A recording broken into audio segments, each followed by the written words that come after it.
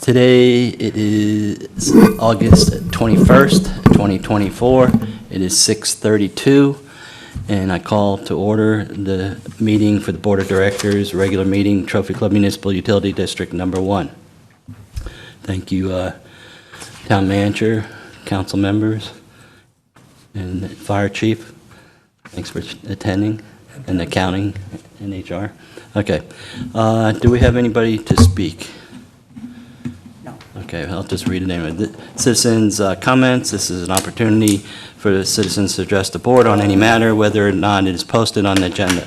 The board is not permitted to take action on or discuss any comments made to the board at this time concerning an item not listed on the agenda. The board will hear comments on specific agenda items prior to the board addressing those items. You may speak up to 4 minutes, or the time limit determined by the president or presiding officer. To speak during this item, you must complete the speaker's form, the blue form on the back table there, that includes the topics of your statement. Citizens' comments should be limited to the matters over which the board has authority. Okay, and you said no one signed up, correct? Okay, we'll go through reports and updates. Agenda 1. Staff reports. A, capital improvement projects update. B, operations report. C, finance reports. A, quarterly tax collections, third quarter.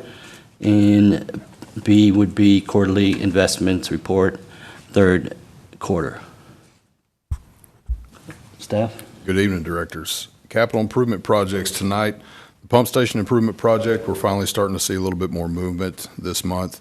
The installation of the new piping is underway today for number 5. The pump discharge head and pump control valve for number 5 has been completed.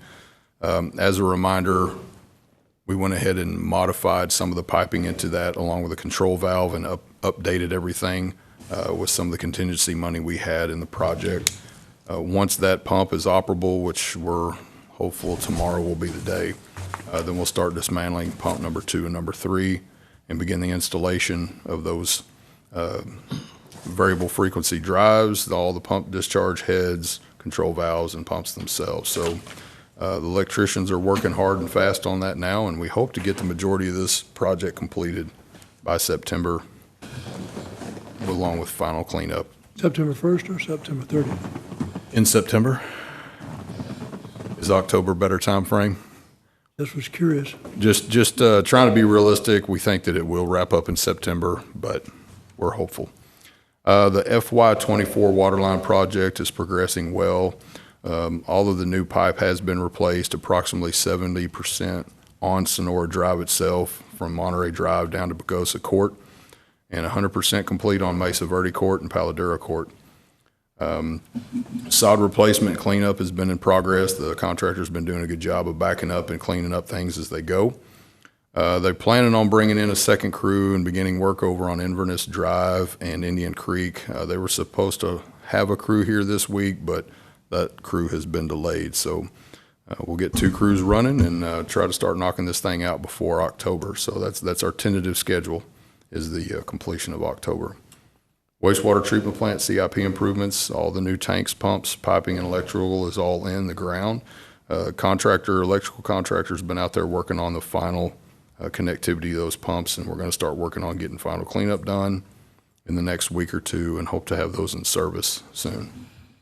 The FY24 wastewater improvement project, we had some contingency money left over from the repairs that were originally determined during the FY23 wastewater system analysis. So the FY24 report came out and showed 2-point repairs only, which is good. That's good news. So what we did is went ahead and expedited those this year, utilizing the existing contingency money we have in this project. So the FY24 repairs should be taken care of. That's good. That's good going into next year, right? Yep. So that's all we have on that. The South Lake emergency connection, we still haven't received a response from South Lake. We've been pestering them periodically, and I am looking at other options and what we might be able to look at for a potential emergency connection if South Lake is unable to work on our request. So That's what I have for updates on CIP. Do you all have any other questions for us on reports? Alan, has South Lake given you any reason for why it's taking so long for them to make what appears to be not that difficult a decision? They were updating their water model, and they're updating their CIP projects now based off of the results from that water model. That's what I've been told. So it's more of a long-term planning perspective, because really it has to do with more of their pressure and volumes and what they have available in their pumping capacity, I think, is what they're looking for. They're just trying to make sure they won't potentially starve their system if they did provide us water for any reason. That makes sense? Mm-hmm. Any other questions?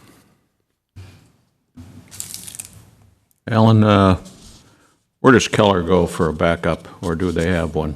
I do not know the answer to that. How about Roanoke? I do not know the answer to that. Okay. Doug, do you have anything on finance, or? No. Okay. Well, do you want to mention our friends AT&T on how that's going? Have they hit any gas lines lately? Or I'm not aware of any gas lines. I know that the boring contractors have pretty much wrapped up, and Mike, correct me if I'm wrong, but they're working on backfill right now. And we've already hit them up with invoices for our backed expenses, and they're working on taking care of that. Wendell come down the street. I don't know what he was looking for. Who? Their foreman or supervisor, isn't his name Wendell? I don't know. There were 4 different boring Talking contractors. about the AT&T, right? So AT&T, we had 2 points of contact for AT&T, but they have 4 different contractors in town with their own specific site. Wendell's the one that, he has a burgundy truck, very tall guy. He watches over the guys boring all the time. Anyway, okay. I can only speak for my yard, but they're doing a poor service of replacing the grass. I have some that die. Bill, do you have anything? Jim? No. Okay, Doug, you don't have? Okay, so you're done with reports and updates. We'll move into, did you mention that, let's see, you have, I don't think I mentioned the Government Finance Officer Association, GFOA. Oh, never mind. Never mind. Last meeting. Yeah. Okay. Next one is consent agenda. All matters listed as a consent agenda item are considered to be routine by the Board of Directors and will be enacted by one motion. There will not be a separate discussion of these items. If this discussion is desired, that item will be removed from the consent agenda and will be considered separately. It's Agenda 2 is consider an act to approve the consent agenda. A, June 19th, 2024, regular meeting minutes.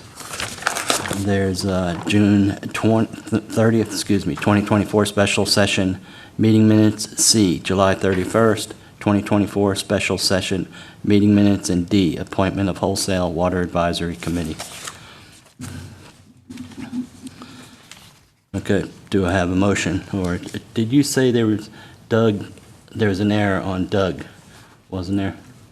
June 19th, they're amended, they're at the dais. Okay, so it's, It was just item 3 right, that's been corrected, and okay, so does someone want to make a motion for all of them, or there is a water, appointment of the Water Authority Advisory Committee, so I'd prefer that dropped out so we can just mention the names, if you don't mind. Okay, so I'll make a motion to approve the consent agenda.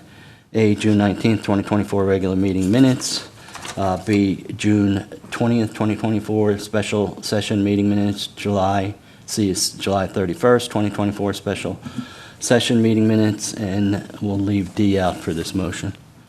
Do I have a second? Second. Okay, I have a second by Vice President Brewster. All in favor, show of hands. Unanimous, okay. D, appointment of Wholesale Water Advisory Committee, and that would be you and Mike, is that correct? Okay, I just want to leave it out so we mention the names. Okay, so I make a motion that we approve consent agenda number D, appointment of Wholesale Water Advisory Committee, that would be Mike McMahon, and General Manager Alan Foreman. Second. I'll have a second by Director Thomas. All in favor, show of hands. Right, okay, unanimous.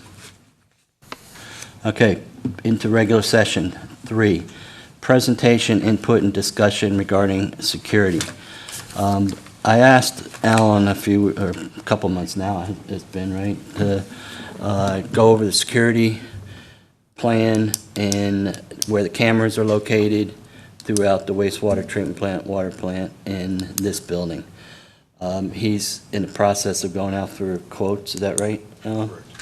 And just so happens, my neighbor, Philip Schaffner, former council member, he oversees some trampoline places throughout the country, and he's in charge of doing the security for that. So I asked him to join us, and again, this isn't a selling point, it's just all informational on what he has done with his trampoline facility in San Jose. Is that right, Philip? Correct. Can you hear me? Yeah, I can hear you. You need to turn the volume up on the... Okay, can you hear me? Yeah, I can hear you, Kevin. Yeah, you might have to talk a little louder because I can barely hear you. I don't know if they can Okay. turn the volume. Okay. And all the directors were passed an email by Alan that Philip sent me regarding some pictures of servers, and I think he sent it out at like 4/19. I sent it out today. Yeah, yeah. So he's not going to follow that format. He's just going to give us a short presentation on what he does, what cameras, and so on. So, okay, Philip, the floor is yours. Yeah, let me just give you a background, kind of how this came about. I was talking to Dennis Sheridan, and he mentioned that the town was doing a upgrade of their security system, which kind of baffled me because when I was on council, obviously, as you know, we had Tom Class, former FBI head in Dallas, and he never mentioned to us about upgrading anything or needing any kind of upgrading. And so when Dennis told me the price tag, $200,000, I was kind of taken aback. And I know it includes more than just cameras that they're doing, but so I mentioned it to Kevin. I was talking to Kevin, about, hey, did you hear the town is upgrading their security? And he said, well, the MUD is thinking about doing the same thing, more on the camera side of things. And so anyway, I kind of told him about our situation. So, and in this sheet that I gave you, we actually have 6 parks throughout the country, and then some fitness places there in Dallas, and all of our fitness places and 5 of our trampoline parks, they use a system called Eagle Eye. Very difficult system, hard for our general manager to pull, videos, and obviously in a trampoline situation, insurance requires so many days. They typically like to see 90 days worth of video footage. So I at my house, I have 4 or 5 cameras, and I use this system that I'm sending you that's called Unify. Unify Protect is what it's actually called. It's a part of the parent company, which is Ubiquity. And I sort of gave you a background, first 2 pages. These guys, the guy that founded it came from Apple, and Apple was kind of going in that direction and then kind of decided to pull back and stay more in the consumer. So he went out on his own. And so we decided to use this in San Jose, and we couldn't be happier with the system. Very easy to use. Our GM can actually bulk download, however many cameras. We actually, in this 30,000 square foot building that we lease here in South San Jose, we have about 29 cameras all throughout the facility. We are getting about 250 days worth of storage. We have 14 hard drives. It's all local storage. Eagle Eye, I put in the packet, they actually charge so much per camera, and it runs about we have a park in Appleton, Wisconsin. It's got 17 cameras, and we pay about $1,000 a year just in storage, for cloud storage.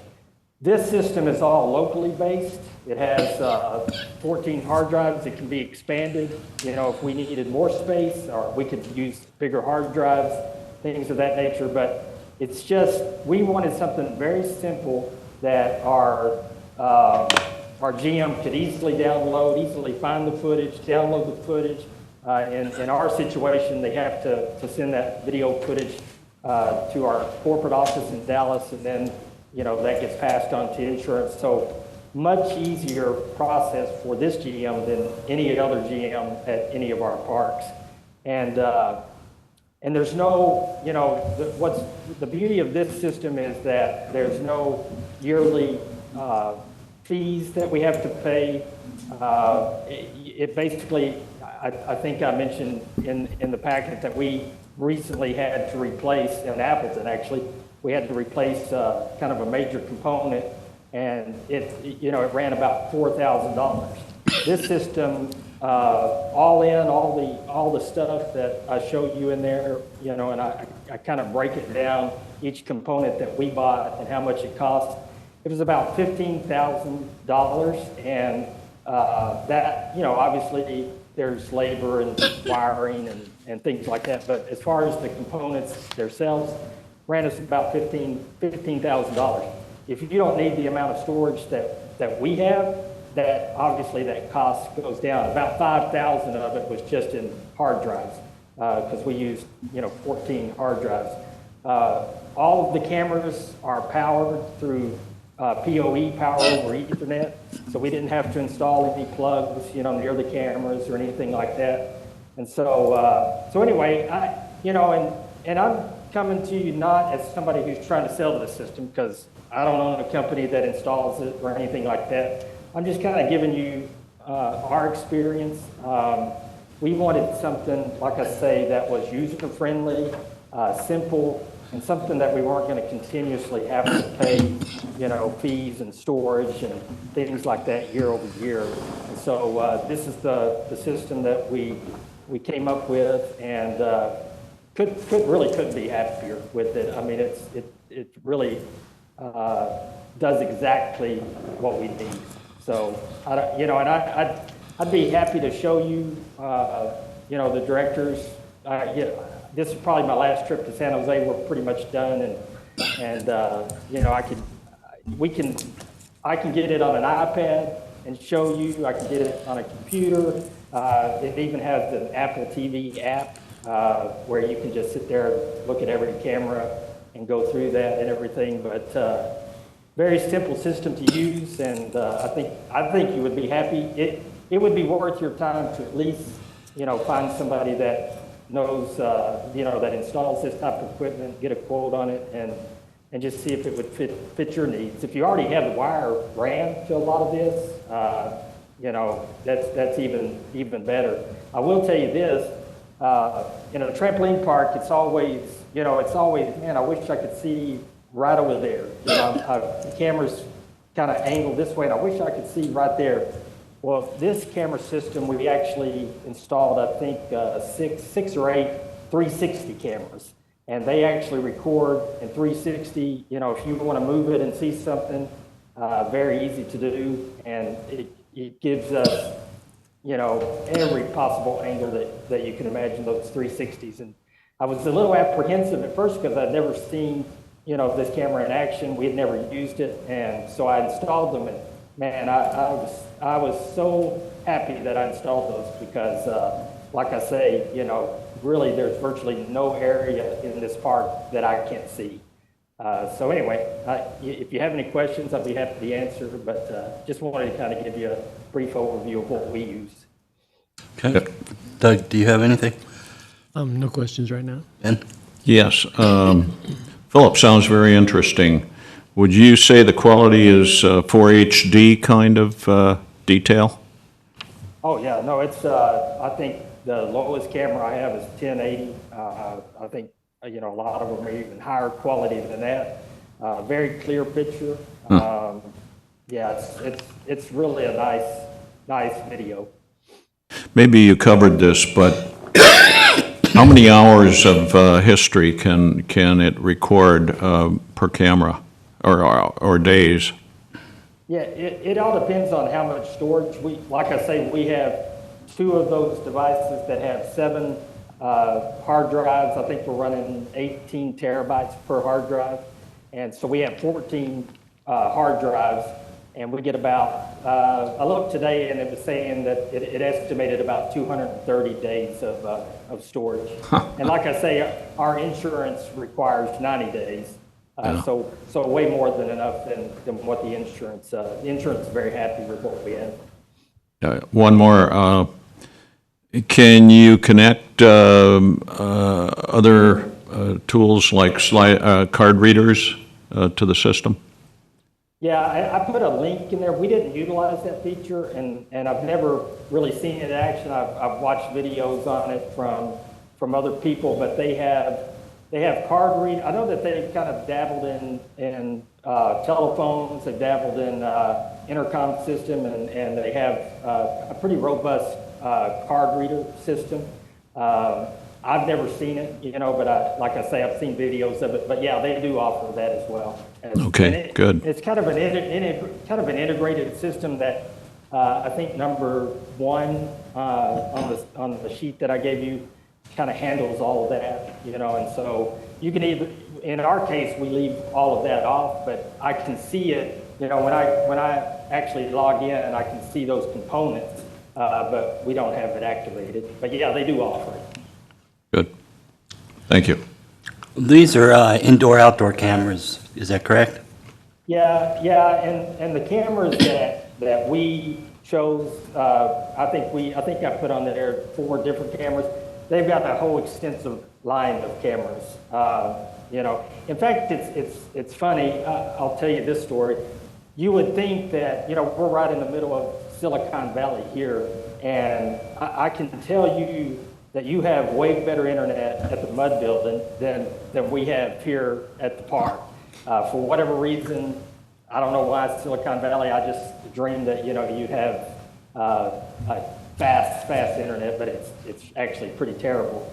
So when we first got to this building, AT&T and I think it was Spectrum, they wanted about $800 a month for internet. And so I was on top of this building, and there's a health club next door, and they had a satellite dish pointing, and I kind of got down and looked, and it was on kind of a mountain here, or a hill, but a big antenna.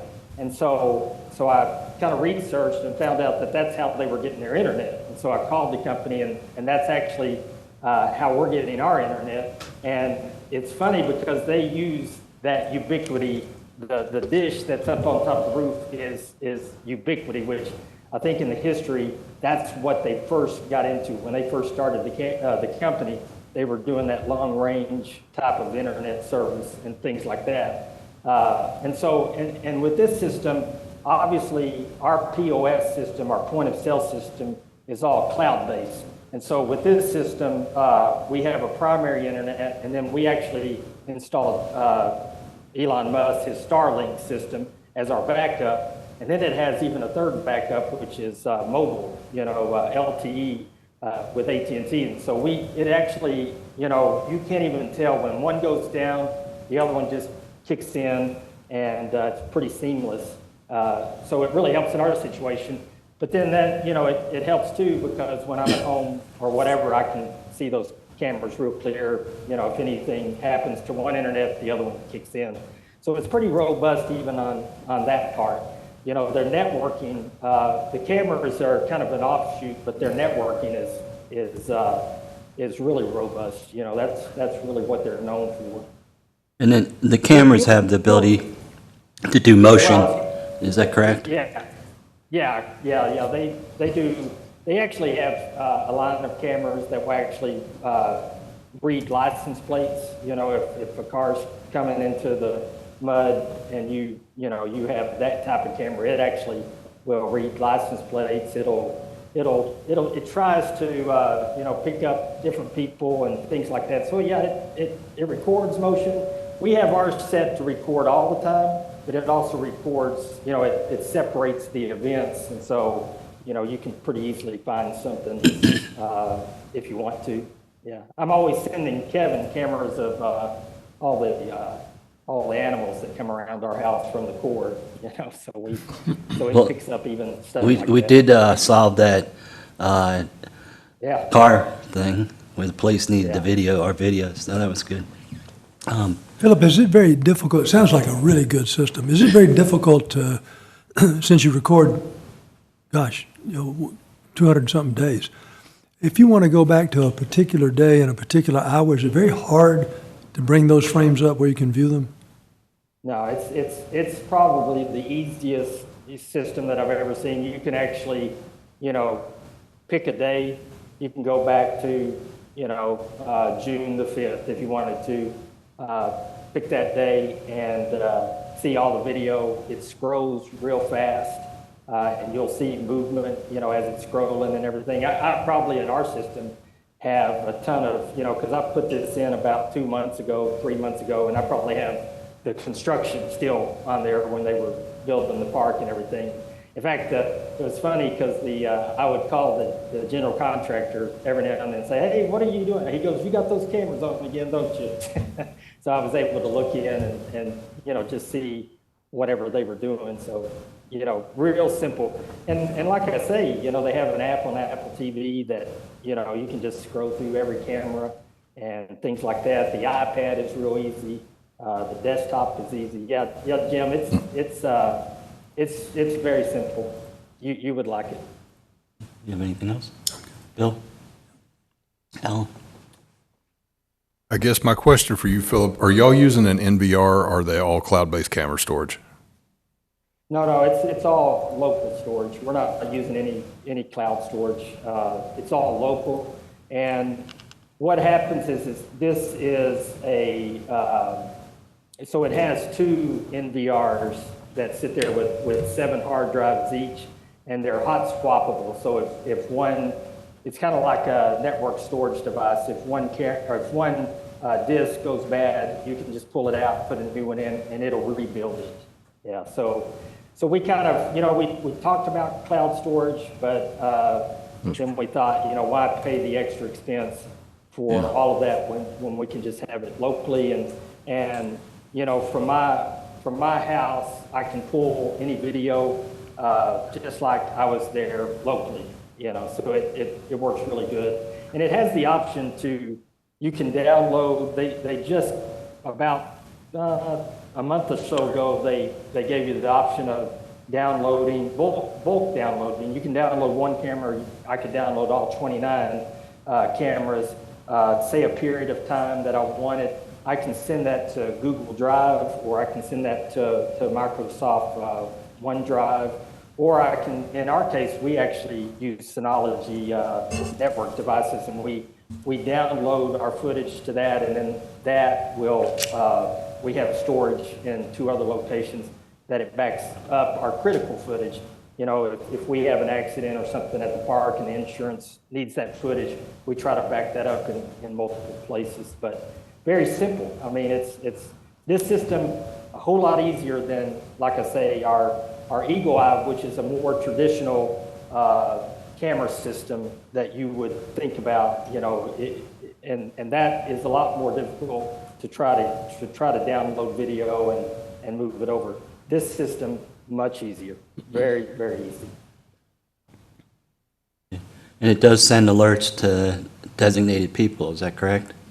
When there's motion? Yeah, you can there's all kinds of different types. You can do zones, if you wanted to actively watch a zone, and then you can set up as many people as you want that can get an alert. And this actually will alert us, like if my primary internet goes down and the secondary kicks in, it sends me alert that's happened. When it goes back, when it reconnects, it'll send me alert that it's reconnected. So yeah, pretty robust. And like I say, when I'm back in town, I leave here Saturday, and when I'm back in town, if anybody wants to look at it, I'd be happy to show you how easy it is. You can look in on our park and see everything. So I'd be happy to show anybody. Mike, do you have anything regarding the plants? Or Mike, do you have anything that you want to ask Phil? No, I don't think so. Okay, thank you very much for taking the time to present this and the information that you provided. So, Yep. thank you No very problem. much. Thank you, All Phil. right, thank you. All right. Okay, moving on to regular session agenda 4, discussion and possible action regarding rate assumptions and projections for fiscal year 2025. Directors, tonight we have Chris Eckert here with New Gen Strategies to discuss the proposed water rate assumptions and to also give a high level of the effluent rate discussion as well. Thanks for coming in again, Chris. Oh, my pleasure. Always a pleasure to see you. Well, again, Chris Eckert with New Gen. Pleasure to be with you tonight. I will try and make this brief as we go through the rate assumptions for this year. As we start tonight, I do want to remind you, and of course you know this, you purchase water from Fort Worth Water Utilities. So as we look at the district as a business, I really want you to focus in on these numbers because ultimately, as you see increases from Fort Worth year over year, what that represents to you as a business is an increase in your cost of goods sold. Now, on this slide, you see that percent change, 5%. That's a bad number. That's a carryover from a prior projection. Ultimately, what you're looking at here is about a 3.8% year-over-year increase. But when we look at that wholesale expense, again, as a business, that's an increase in your cost of goods sold. All of my clients that I work with, I always recommend to them that every year, if you take wholesale service, you endeavor to pass through that cost to your customers. Failure to do that ultimately means that you have less dollars to maintain your own system. So as we go through this presentation tonight, what I'm going to show you is you're actually in really, really good shape. You don't necessarily need a rate increase going into next year. However, because your cost of goods sold are going up, I am going to recommend and show you tonight a slight rate increase that would pass through this increase from the city of Fort Worth. So again, what you're going to see tonight, no rate increase absolutely needed. Am I recommending a rate increase to you tonight? Yes. Ultimately, I think it's important that you look at this, potentially pass that cost through to your customers because it will set you up better for the future. And so we'll look at that as we go through this presentation this evening. Again, another key driver, your capital plan. You're continuing on your capital plan. You're funding that with cash, with reserves. You're in great shape right now. Probably the best shape I've seen the district in. Very, very impressed with where you are as you are on top of that capital plan and able to fund that capital plan. So we're not out of money? You are not out of money. No, Because sir. I've heard people say that we're out of money. No, you're not out of money. Okay, just want to make it clear. The two charts you see on the screen here are just graphical representations comparing your revenue requirement, the money that you need to generate through rates. The line there is your projected rate revenue under your current rates. Anytime that bar goes above the line, that means we're in a revenue insufficiency position.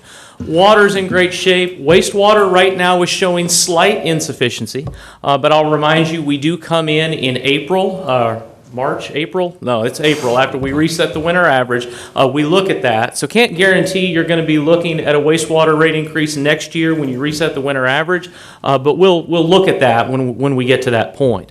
But overall, when you put everything together, again, you're in a great position revenue-wise. Debt service coverage is performing well. Revenues are performing well, reserves are performing well at the same time.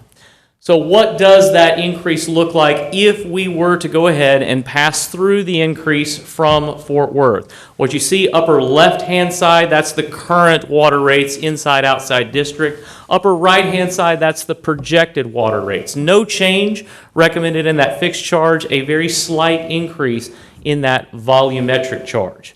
But what does this ultimately mean for a customer? What you see here on the screen are sample bills for a 5,000-gallon and 10,000-gallon customer. The increase that I've just shown you, that would be 45 cents per customer per month for a 5,000-gallon customer. 10,000 gallons, 98 cents per month on that water bill increase. On the commercial side, 2-inch meter, again, same thing, 10,000 gallons, that's 98 cents more. 15,000 gallons, that's $1.53 more. Again, to me, passing through increases like this is a best management practice. Is it absolutely necessary? No, it's not absolutely necessary, but I am recommending you consider it because, again, I think it will put you in a better position going forward because as you continue to take from Fort Worth, that cost will continue to go up in the future. Just going to skip through a few other slides here. This is just us proving to ourselves that everything still looks good even after that rate increase, but I want to take you here to this slide. What we're looking at here is the effluent volumes that the district sells. You sell your treated effluent. Right now you charge 80 cents per 1,000 gallons for that effluent. What I did here as far as doing a revenue calculation, I went in and looked at 2 full years of effluent use or effluent sales. And so that's where that assumed volume number comes from. Right now, based on that assumed use, 80 cents per 1,000, you'd be looking at revenues of just slightly under $109,000. You do sell effluent by contract. That contract allows an up to 10% price increase per year. And so what I've done here is I've just projected this out. If you did go ahead with an increase in that effluent rate, a 10% increase, that would be 88 cents next year, just slightly under $120,000 in revenue under those assumed volumes. Again, if it rains, people use less water, you're going to sell less effluent for irrigation. But the incremental revenue here is just slightly under $11,000. So again, my recommendation is that you do consider a slight increase going into next year would generate revenues of approximately $100,000 on the water side to capture that pass-through. And again, effluent volumes, it's really up to you. That contract does allow a 10% annual increase. What other questions can I answer for you this evening? What are other districts charging for effluents? It's all over the map. The last time you gave us numbers was about a year and a half ago, and I Yes, think sir. it went from $0 to $2.38. Yes, sir. And it's still Per thousand. basically right in that range. Okay. What's our closest neighbor that's selling to golf courses? I do not know that answer off the top of my head. I'd have to look that one up. And while I've got the microphone, are you aware of the backup water supply for any of your customers, like Keller as an example? We were talking about South Lake and the long-term negotiation that's been going on there. Are you talking about their primary wholesale provider or like an Right. emergency interconnect? Emergency. Again, that would be something I'd have to look up. All right. Anything else? Doug, do you have anything? No. Any question? Jim? Bill? Did we want to talk about this specifically or do that at a later date? As in, Rate increases? on the effluent? No, I don't have any questions on the Okay, effluent. yeah, we're just talking, I think, about it. Effluent, it says rate, regarding rate assumptions, so I guess you could talk about that on the budget. Is that right, Alan? Correct. What I want to Yeah. make sure is that you receive this data, because if you want to go ahead and allow the pass-through, we'll need to make sure that we accommodate for that in the rate order and budget approvals next month. We have to bring the rate order back for approval on the water increase. And so we want to make Right, sure that right we now- have direction. Right now on the agenda, you have consider and adopt order number 24 for regarding the effluent rate. That's correct. That's for effluent, But but for next if he wants month, to talk about the rate order, Yeah, you he can can talk discuss it. about it, but we just Absolutely. can't do anything with it. correct, we would have to bring it back Yeah. next month, correct. Okay, I have a simple theory of operation, I guess, or thought on the small rate increase. I agree with you, Chris. And I agree with you because I've been in this seat once before when we went through rate shock. Sir. And I can avoid rate shock by making very small incremental increases each year as we incur those costs. Absolutely. And so that would be my mode of operation on this. Okay, right now you have 10% for the years going out. Well, that's I'm talking, Water, okay, I'm talking yeah. basic Okay, water. yeah. So I think it's Talking about- 9 cents per gallon. Yes. Yeah, So- that So one. again, average 5,000 gallon customer, 45 cents a month, 10,000 gallon customer, less than $1 a month. Yeah. Yeah, Okay. there's no questions, so thank you very much for All right, coming out. thank you, appreciate it. Enjoy the traffic, driving home. Thank you, Chris.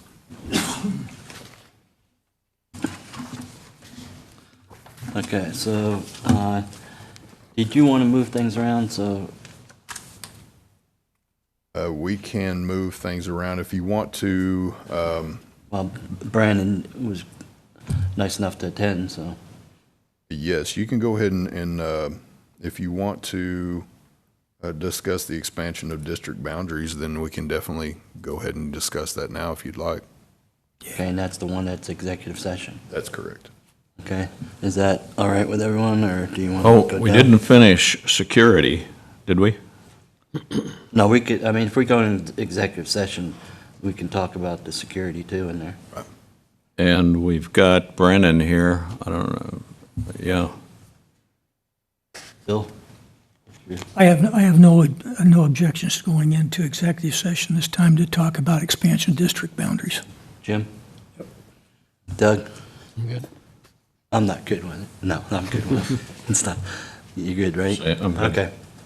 So, it is 7:13, and we will go into executive session. And it will be agenda number 10 pursuant to section 551.001 of the Texas Open Meetings Act. The board will convene into executive session for the following. A, pursuant to section 551, to consult with its attorneys on a matter which the duty of the attorney to the governmental body and the disciplinary rules of professional conduct of the State Bar of Texas clearly conflicts with the Open Meetings Act, or to seek advice of counsel on legal matters involving pending or contemplated litigation or settlement offers on the following matters. 1, expansion of district boundaries. 2, respective roles, responsibilities, and duties of the board. And then B, pursuant to 551.076, to deliberate regarding deployment of security devices on district-owned properties. And as I said, it was 7:13 when we went into executive session. Okay, so we'll, Going to migrate? excuse me? Are we going to migrate? Yeah. It is 8:12, and we're coming back into regular session. The only item we discussed in executive session was Agenda 10A and 1 and 2, is that correct? No, we just No. discussed one. Okay, just one. So there's no action on that item. Thank you, Pam. Okay, so we're going to continue on the regular session, and Item we're up five. to, let's see, 5, is that right? Yes. Or 4? 4? Anyone? Lori? 5. It's 5. 5, okay. 5 is discussion and possible action regarding fiscal year 2025 draft budget.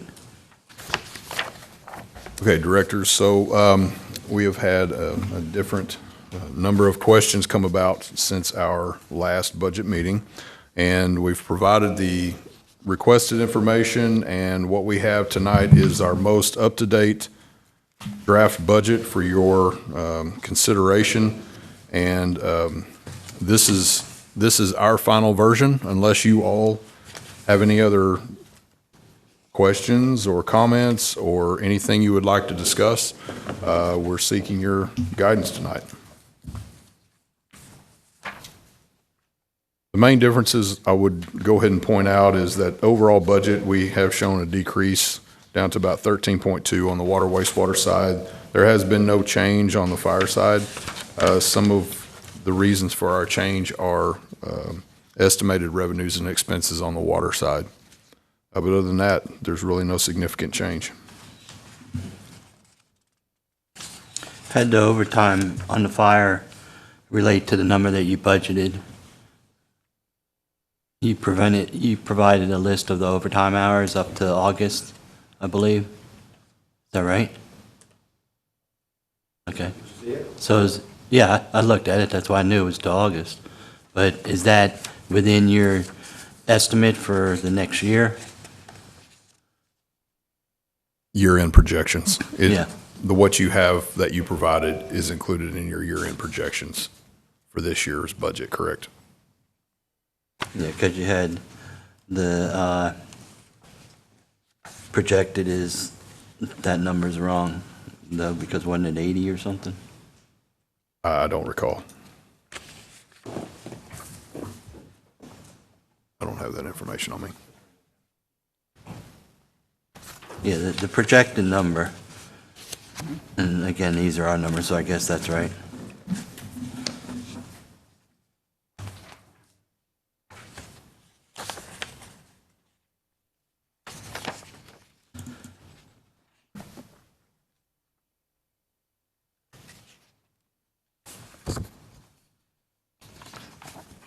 Are you, Let me make sure I have your question correct. Can you ask your question one more time regarding overtime? Yeah, the chief provided a document that provided the overtime starting from 2022, I believe, October 2022. And I'm asking, okay, with his projection for 2024 and going forward to 2025, is that number 125 or whatever it was? It was 125,008. Is that still in alignment after you broke out the overtime? Yes, it is. Okay, because they're going back a number of years yet, some people, their overtime, like one guy was like, what did we say, Alan, 130 or one something? correct, there were some that were He staggered. was half of what you had for that month, you know, on shift one, I believe it was, or two, so. But if, Yeah, certainly, overtime is not always evenly distributed among employees, right? You have employees that seek it a little bit more, others that don't for it. It's kind of opportunities that come up and how that part in gets this month, it was, you had two of them at 34, and then one at 62 or something, and then there's one at 130, which is double of what the next one, but I understand that one person volunteers for, you know, to cover the other bases, but is that smart, working that much? And when you get called out for a fire, you have to be sharp, obviously. Sure, and our fire department does a great job knowing that, right, as they're working with employees and knowing what they need to be watching for on that part. And we still have to, the 125, we still have to address if we want to pay the 80,000, don't we? No, that was tabled, and there's not enough cash, and after speaking with Brandon, the town manager, and staff, that amendment is not being considered Okay. because of the I'd available cash. I'd rather see the duration of that available cash over time than this year's component of it. I think it's important, long-term strategy-wise, to try and leave as much money in that bucket as we can for now. Okay. Do we want to go ahead and just approve the fire budget first, and then, You could, since they're all collectively done at the same time, you can, whatever you desire. let's just do the fire budget, and then we'll go to ours, because then you have, That's fine. if someone has a problem with the fire, or someone has a problem with ours. Okay, ordinarily, we approve the budget prior to approving the rate in September. Having said that, there's nothing that I know that precludes us from approving the budget now. Yeah, in order to set the rate, you need to know what the budget is, though. Approved budget. Is that right, Regina? Yeah, you all have the Okay. ability to prove it now. Yeah. Okay, so let's do it this way. We'll do a motion on the fire budget as presented to us tonight. Does anyone have any problem with that? No. Okay. I'll seek a motion to approve the fire budget for fiscal year 2025, 24 to 25. Does anyone want to make a motion? Anyone? I'll make a motion, Okay, now I got two. But VP, I'll make a motion to approve the fire budget for 2025. as presented, correct? As presented. Second? I'll have a motion by Vice President Brewster, second by Director Thomas. Any discussion? I have one piece of discussion. Okay, I will be voting against the motion because it results in an effective salary cut for the firefighters. okay. Duly noted. I like that you explain why. I like that rather than just say no. Well, Okay. I'd also like to do it before the vote. Yeah. Doug, do you have anything? No, sir. Okay. Any other discussion? Okay, I'll call for the vote. All in favor of the fire budget approval? Show of hands. Okay, there's Secretary Treasurer, VP, myself, and Director Thomas. All opposed? Just one. Director Rose opposing. For noted. Okay, let's move on to the MUD. Appreciate your assistance. Thank y'all. Yeah, thanks a lot, guys. Thanks, Chief, for getting all that information. You had something? The ILA was on there. Oh, You want to go ahead and discuss the ILA while they're here, just in case there's any questions? finish this one up. Yeah. That's fine, sorry. Okay, so the 8, is that right? Yes, it's 8. Okay, next one we're gonna move to is agenda number 8, discussion possible action regarding amended and restated interlocal cooperation agreement for administration of fire protection services with the Talent Trophy Club. And President Carr, we proceeded with this with a first amendment to the interlocal agreement, the 2023 interlocal agreement. So we didn't restate the whole agreement. We are doing a first amendment to the agreement and only discussing or only addressing the one provision within the agreement. Changing the monthly payments from 12 to 2 payments annually. Okay. Is that in our packet? It was supposed to be a hard copy. We may have failed to get that printed off. So, does someone want to be specific on, I mean, you just mentioned from 1 payment to 2 payment. Yeah. Where is it in the document? So, let's see here. Is that the only change? That's the only change. All we're doing is changing the language in the monthly payment section of the You know what agreement. section that is? It was C. Yes, let me find it for you. I just wanted, for documentation, where it's at. Section C, Section C? correct. Okay, so what we're voting on is section C of the interlocal agreement for the agreement to administration of fire protection services with the Town and Trophy Club. Correct. Let me read it to you. That only the first paragraph of subsection 3.1C of the agreement is hereby amended and replaced in its entirety as follows. Payment. Okay, Payments from district for the purpose of fire protection services shall be paid to the town on a biannual basis by the end of February and September. The biannual payment shall constitute the entirety of the approved budget for the district's payment to be paid, minus total PID assessments actually collected for fire protection services, beginning on October 1st and concluding on September 30th of each fiscal year of the term of this agreement. Payments will become past due 15 business days after the invoice is received by the district. okay, so it's the end of February, the end of September. Yes. February could be the 28th, could be the 29th, right? Yes, and Okay, so the only so don't have it to look at. So the only thing that changed in that discussion were the payments moving to biannual. yes, Okay, Okay, so Lori, you can take what Pam just noted, and that's what we're voting on? Does everybody understand? Can I ask a question? you got a motion and a second? No, I just want to ask a question before you get there. Oh, go ahead. is advantageous to the town for us to do this? I can understand we write 2 checks instead of 12 checks, but they do without funds for quite a few months. It actually helps us because the town understands our deficit on cash funding balance.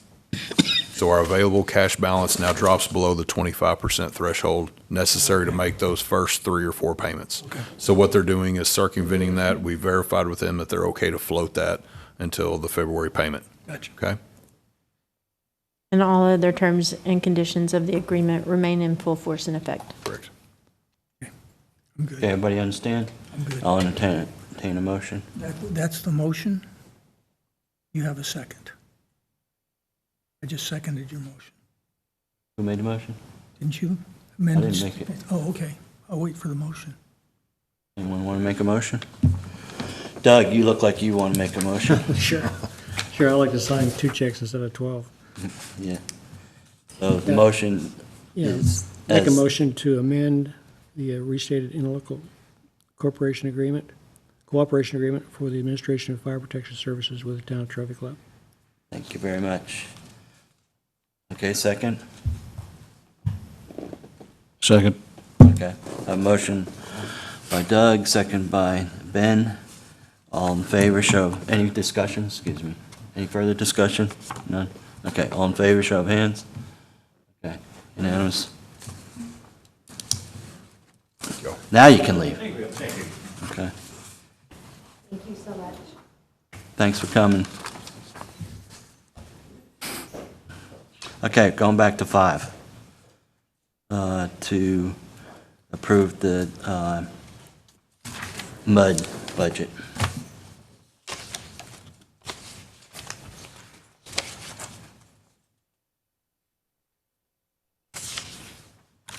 Okay, and Has this draft changed any over what we had before? this, you want to talk about the budget, this includes the placeholder that we said 5%, Correct. and that's in every category. Their salaries, yes. And I think VP Brewster had some concerns about vehicle expenses. And I was just, in vehicle, Regina, do we just lump it all into vehicles, or are we tracking expenses per the vehicle?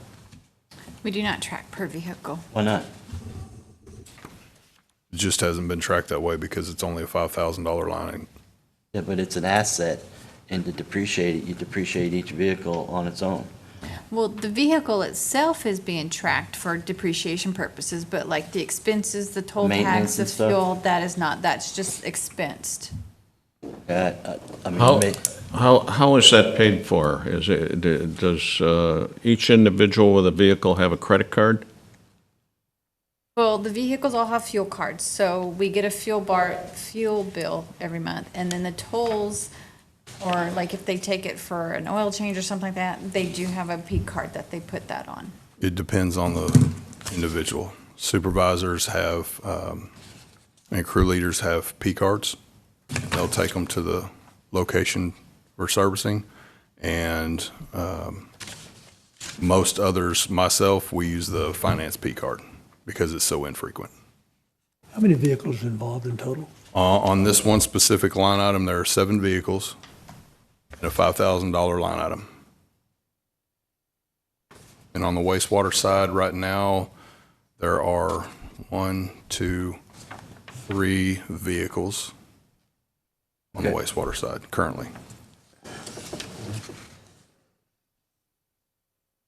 Okay, but you're saying because it's, the vehicle's maintenance and stuff is under $5,000?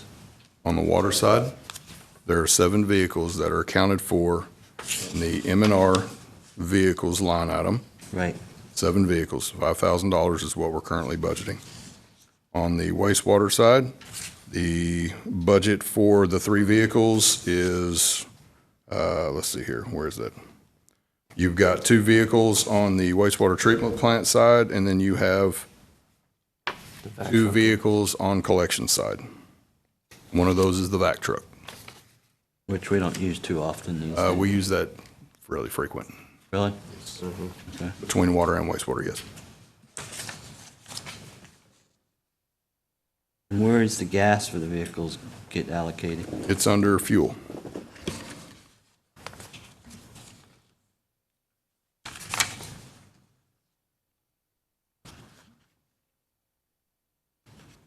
Fuel and lube? Yes.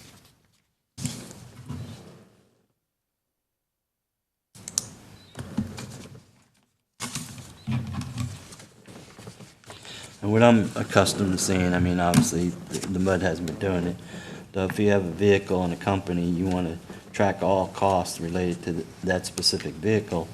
So if one vehicle is starting to accumulate a lot of maintenance, that flags you to, hey, we need to get rid of this thing. And it's fairly easy to do that when that becomes apparent, because we start seeing the age of them. So last year, one of the vehicles that we replaced, the vehicle that was being replaced, we were starting to see a lot of reoccurring costs with it, a lot of diesel issues, a lot of fuel-related issues with that piece of equipment. But as far as an accountant and stuff, they wouldn't know that that vehicle, the person driving it or taking it to the shop all the time would know. Well, it depends on who's overseeing the line item. They're going to bring it to our attention and say, hey, we've got all these expenses. Do you want us to wait? Do you want to go ahead and look at budgeting for a new replacement next year? Again, our fleet needs here are very, very minimal. How hard is it to break it out? And I mean, we can. It's going to take, just have to start tracking it. What does the town do? I don't know. I know that in my previous experience, I've overseen a fleet with over 300 plus rolling assets. And there we tracked everything specifically to each one because we had so many rolling assets. Yeah. Here, again, we're talking about $10,000 worth of vehicles, so.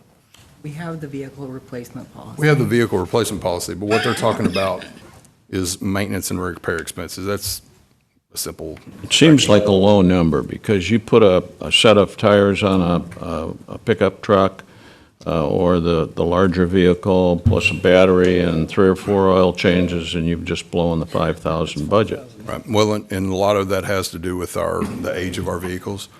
So staff, typically, they have to replace a couple of sets of tires on the front of vehicles more than they do the rear. So our water staff, they keep track of that. They replace accordingly, and they let us know, hey, I think I'm going to need to put some tires on this vehicle or this vehicle or this vehicle.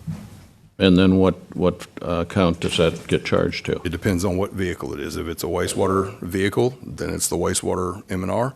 If it's a water, then it's a water M&R. Do you have regularly scheduled tire rotation? So when they get the vehicles, the oil change, typically they'll put that in. But on some of the other ones that had tandem rears, no, there's no rotation on those. And we're just trying to be conservative on this because most of them are 2 times a year on servicing, and they track which truck needs 2 tires and which doesn't. So, well, in 24, what was adopted for the wastewater vehicle maintenance collections was $13,000. that's correct, because of the truck that we had to replace. It cost a lot of money to keep it updated. That's why I'm saying that it would be easier to break it out, now you're in 24, the actual is 43, so we over budgeted on that That's one. correct. And the newer vehicles, again, they're newer, and we're staying on top of our replacement program. And so by us also not buying diesel trucks, we're saving some costs on servicing charges. Instead of spending $300 to $400 on an oil change and service, we're spending $100 to $150, depending on what needs to be changed. Yeah, and then is there a reason that going up to 11,480 and 25 On which line item? wastewater vehicle maintenance collection? Let's see.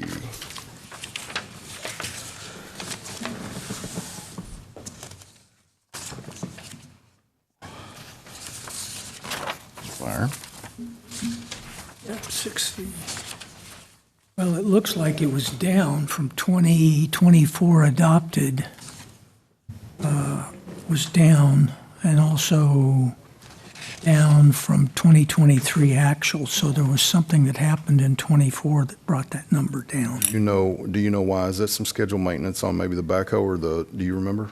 No, so the vehicle maintenance for collections, we had to do some of the rear wheel bearings on the vac truck. The vac truck gets a big scheduled maintenance every year, which is a lot of oil to change, just regular oil, hydraulic. We did put a few tires on it too. So we're just trying to leave that one similar to what you saw in 2023 actuals, just because of the unknown. That's the 2025? Correct. 11. But you came down this year. Say again? You came down That's right. The projected this year, all the maintenance has been done on the truck, so we're not foreseeing any major expenses with that vehicle. And that's just, what else is in that bucket with It's collections? currently the camera van, but that camera van is probably going to get replaced in this new upcoming budget. It's not utilized anymore, so there's not a whole lot of maintenance. It just sits there. Are we replacing it or just? We're replacing the camera, but not the vehicle. So now they can walk around? No, we're going to actually get a smaller unit that fits in the back of the truck, and staff can work more efficiently with it. Doesn't take two people. Okay, I'd still like to, in the future, see if we can't break those out per vehicle. Yeah, we can take care of that Just a internally. matter, I mean, you can't go back and do it, but you can go forward and do it and just create sub-accounts of it.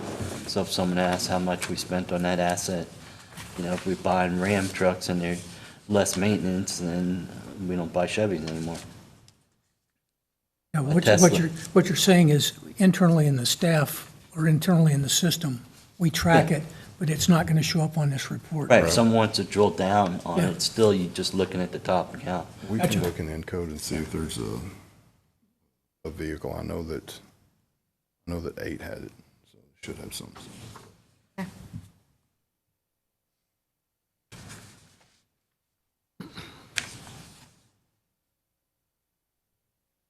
And what's the medical projection that you went, what increase did you use on that? I think, what did we use this year, 5% or 6? Because you mentioned 10 at one time. No, It was 15. well, it was originally 15, but I think the last numbers our broker said was 8%.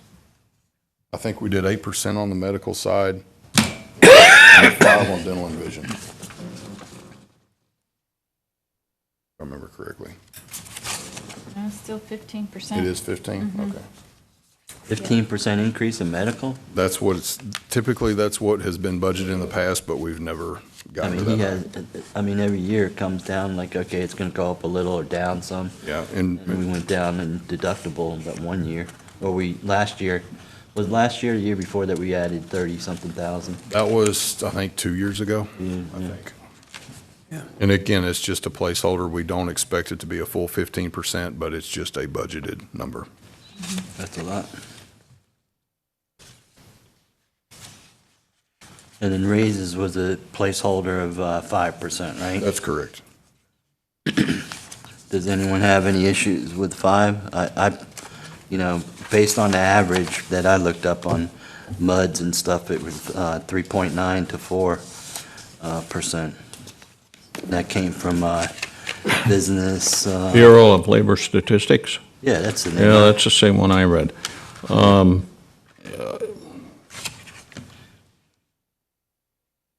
Last year,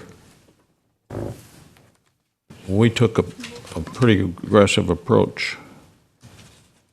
And we said, hey, we're, 9% inflation was nipping at our heels. There were all kinds of supply chain problems.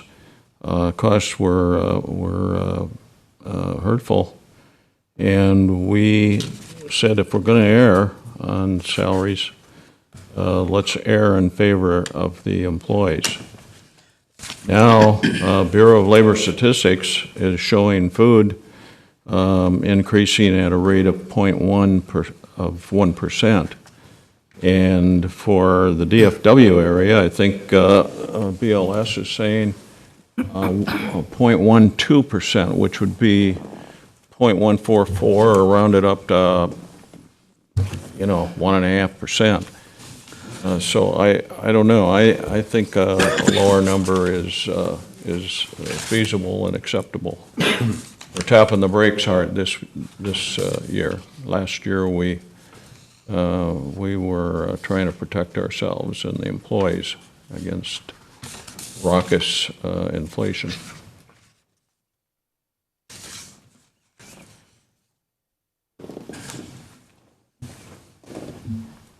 I may. Sure. I've made the pitch before. I'm still, excuse me. I've made the pitch before. I'm still in the same place. The CPI for the Dallas-Fort Worth area was 5%. We traditionally do a step of 3%. That's a total of 8%. You're talking about 5%, as far as I'm concerned. You're giving the employees, or we will be, an effective pay cut. Like I said, we've always used the CPI before as the most accurate reading.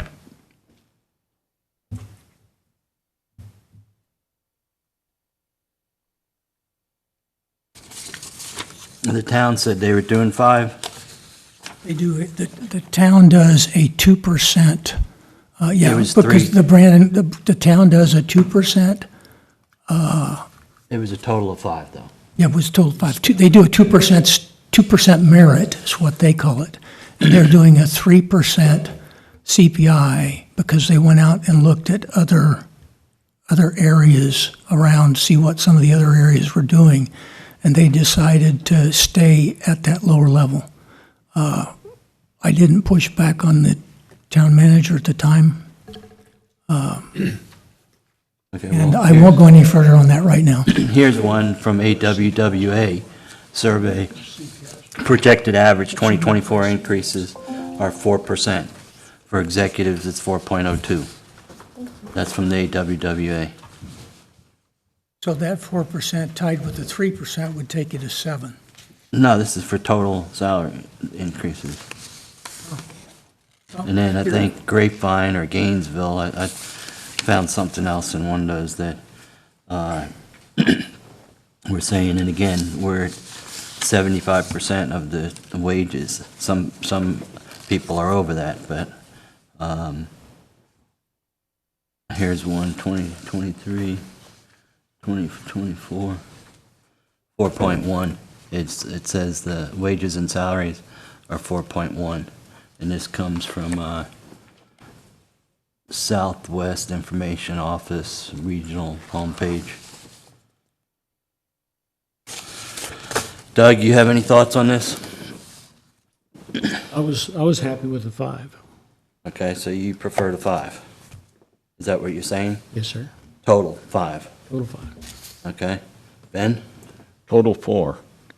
I prefer the 4 too, based on these information that I just got. What did you pass out here, Lori? Just the fire ILA. Okay. What do you want? 4? Okay. And Bill, you're probably about 8, right? 7 or 8?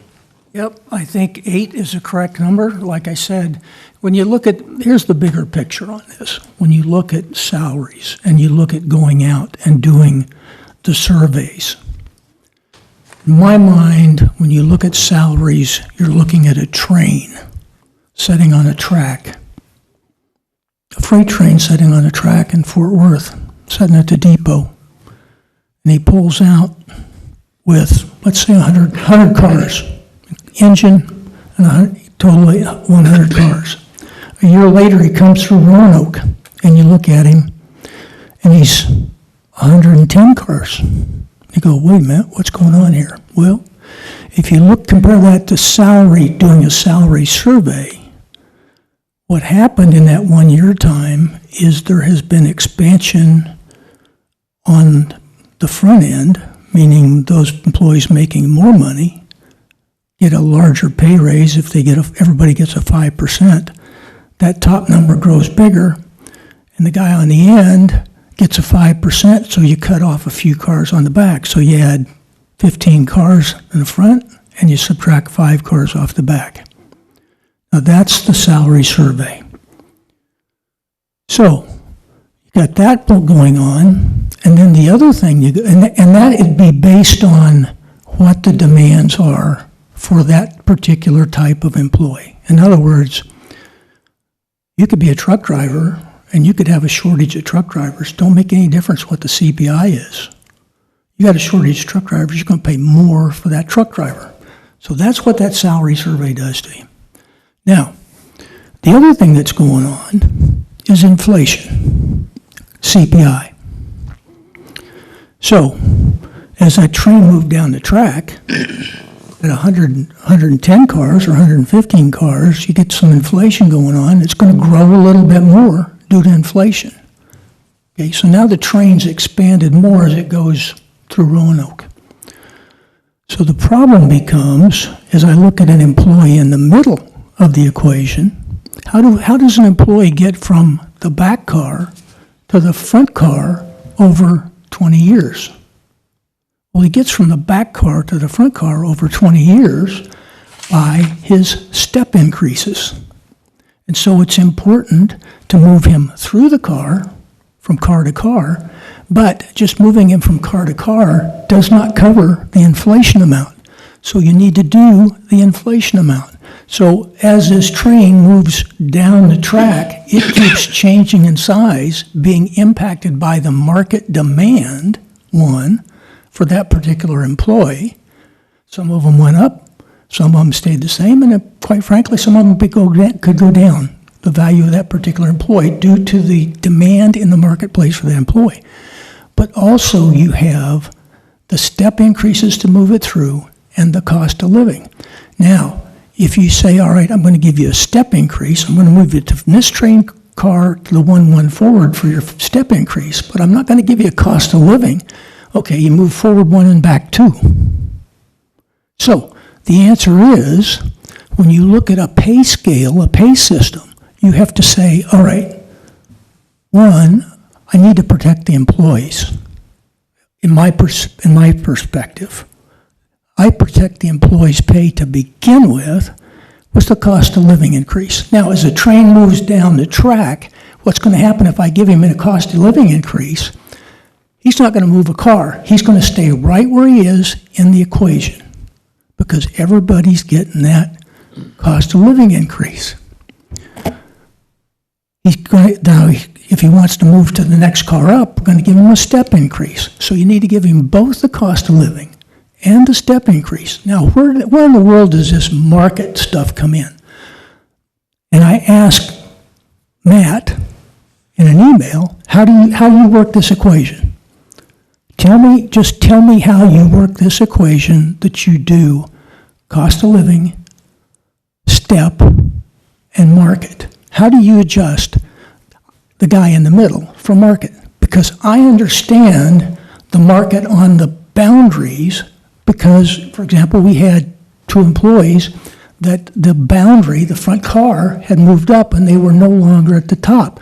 I understand that we would then do something to move them either through the step process or one lump change into that front car because that's where they're at. Either that or you leave them where they're at. You say, okay, we're just going to leave. We're not going to compete with the market. We're not going to do the 75% thing. So that's the way I look at the salary for our employees. I have to provide for steps in the range because the person that's at the top of the scale doesn't get a step. Once you hit the top, you're top down. You're going to get a cost of living because that cost of living is like the train is moving down the track. You get the cost of living. You need to stay there. You need that cost of living. So you're going to get cost of living, but you're not going to get a step because you're already at the top. It's, like I said, I asked Matt for a process to adjust the middle. I didn't get it. The only way I know to work the employees in the middle is you just say, okay, I'm going to do the step, and I'm going to do the cost of living. I protect you with the cost of living, and I give you the step to move you forward. Okay. The bottom guy, the guy at the very bottom, if you have a guy at the very bottom coming in at the bottom, then when you look at the market's going to be above him, and I would think that you would pull him up to the bottom of the market. The object of the game, in my mind, is to retain your qualified, experienced, highly trained staff and avoid the turnover that you're going to get otherwise. Now, the difference between the mud, and I didn't do this, and they can watch it on videotape, and the town is we operate at a 75 percentile. 75 percentile on the salary range. And we do that so that we have, or historically while I've been on the mud, we did that so that we would avoid turnover and training costs and retain our highly qualified employees, and B, when we do lose an employee, be someplace that people want to come to and work. One, because of the atmosphere, but two, because of the pay scale. Now, we're the 75 percentile. If an employee is here and says, well, I'm going to go look around, he's going to have to go to 4 places statistically before he finds someplace he's going to get a better pay than what he or she is getting here. Now, the town is operating at a 50%. And what have we said? The town has this turnover of employees. I just don't understand why they have the turnover of employees. I can remember us talking about it as a group. All the turnover. You go to town and you don't know who's going to be sitting at the seat. They operate at a 50%. That's not too difficult. If I'm a town employee and you don't keep my salary up, I'm operating at 50%. I make 2 phone calls. One of those phone calls is going to offer me a better salary because they're operating at 50%. And so that's why Okay.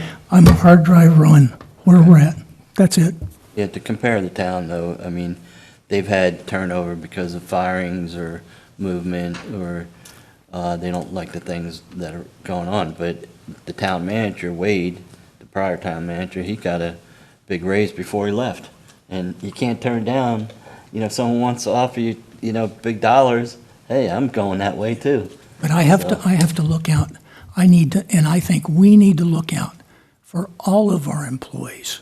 Yep. And we Okay. do that with step and cost of living. Okay, another thing from the U.S. Bureau of Labor Statistics is changing compensation costs in the Dallas Metroplex. It said the 12-month percentage was 5.5 last year, and it went to June, or 2 years ago, and then June of 2024.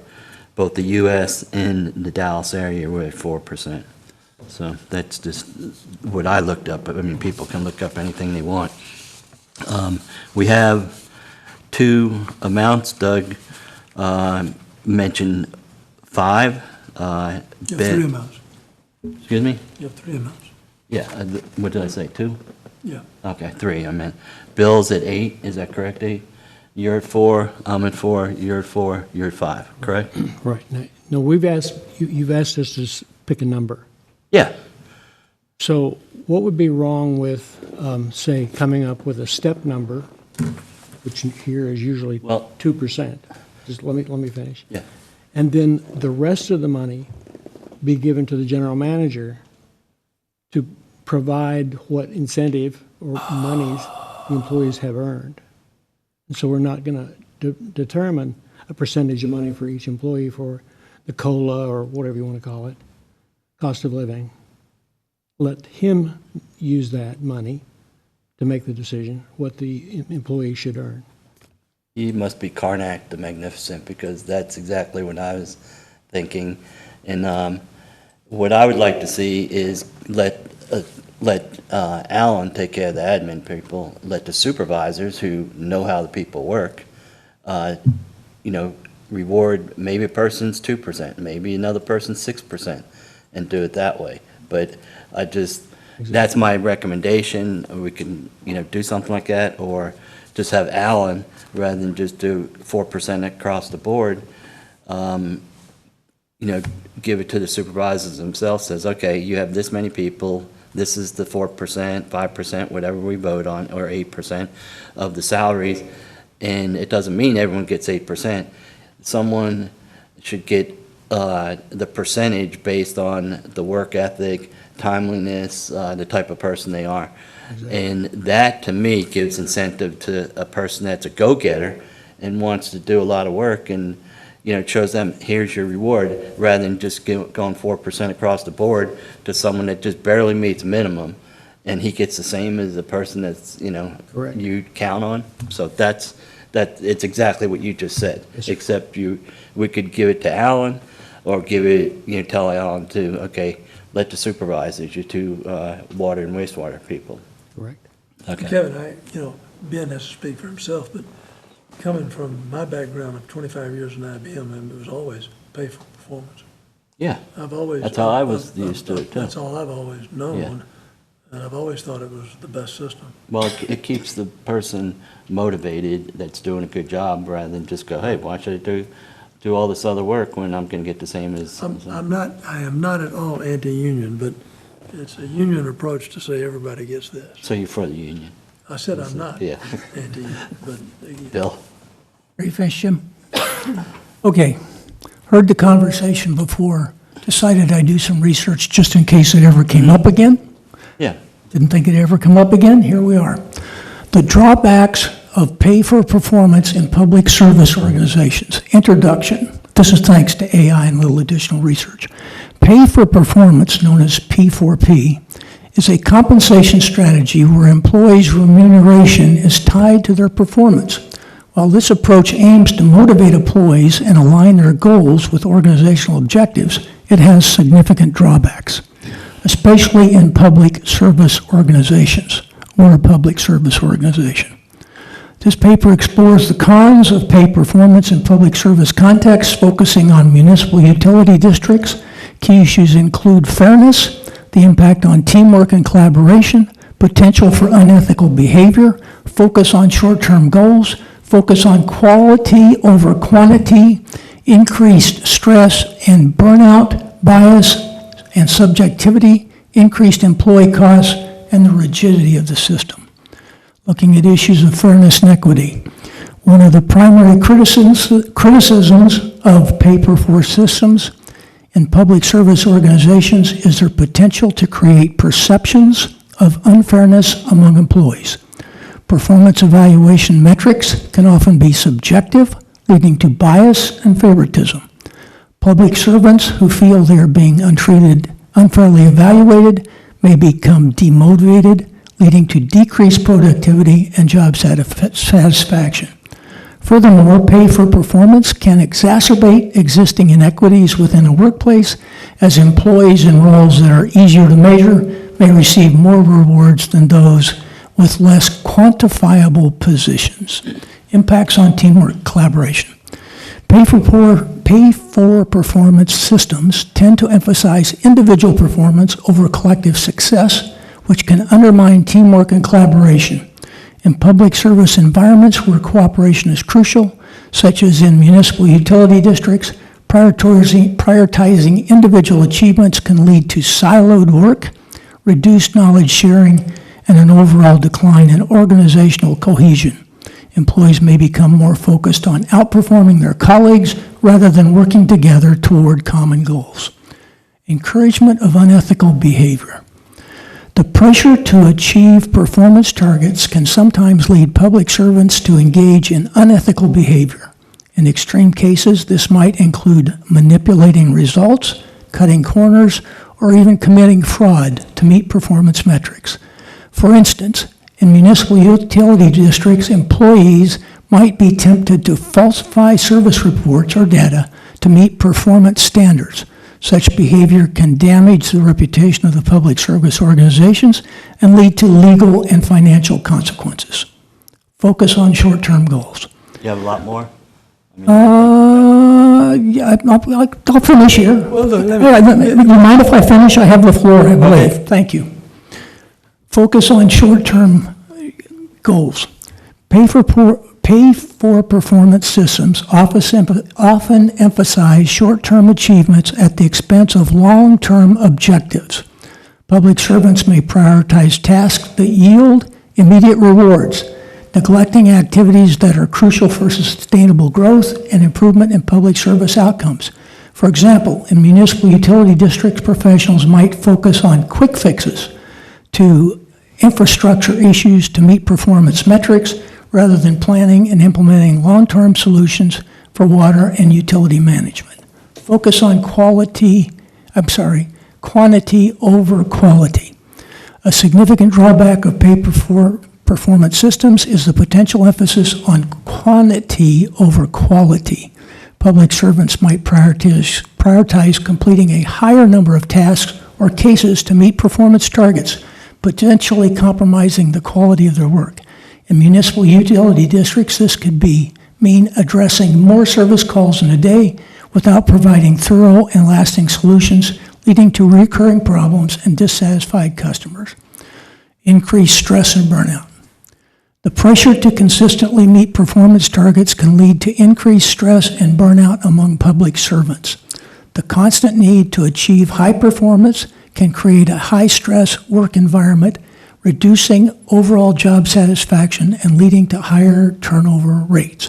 Burnout can severely impact the well-being of employees and decrease the quality of public services provided. Bias and subjectivity.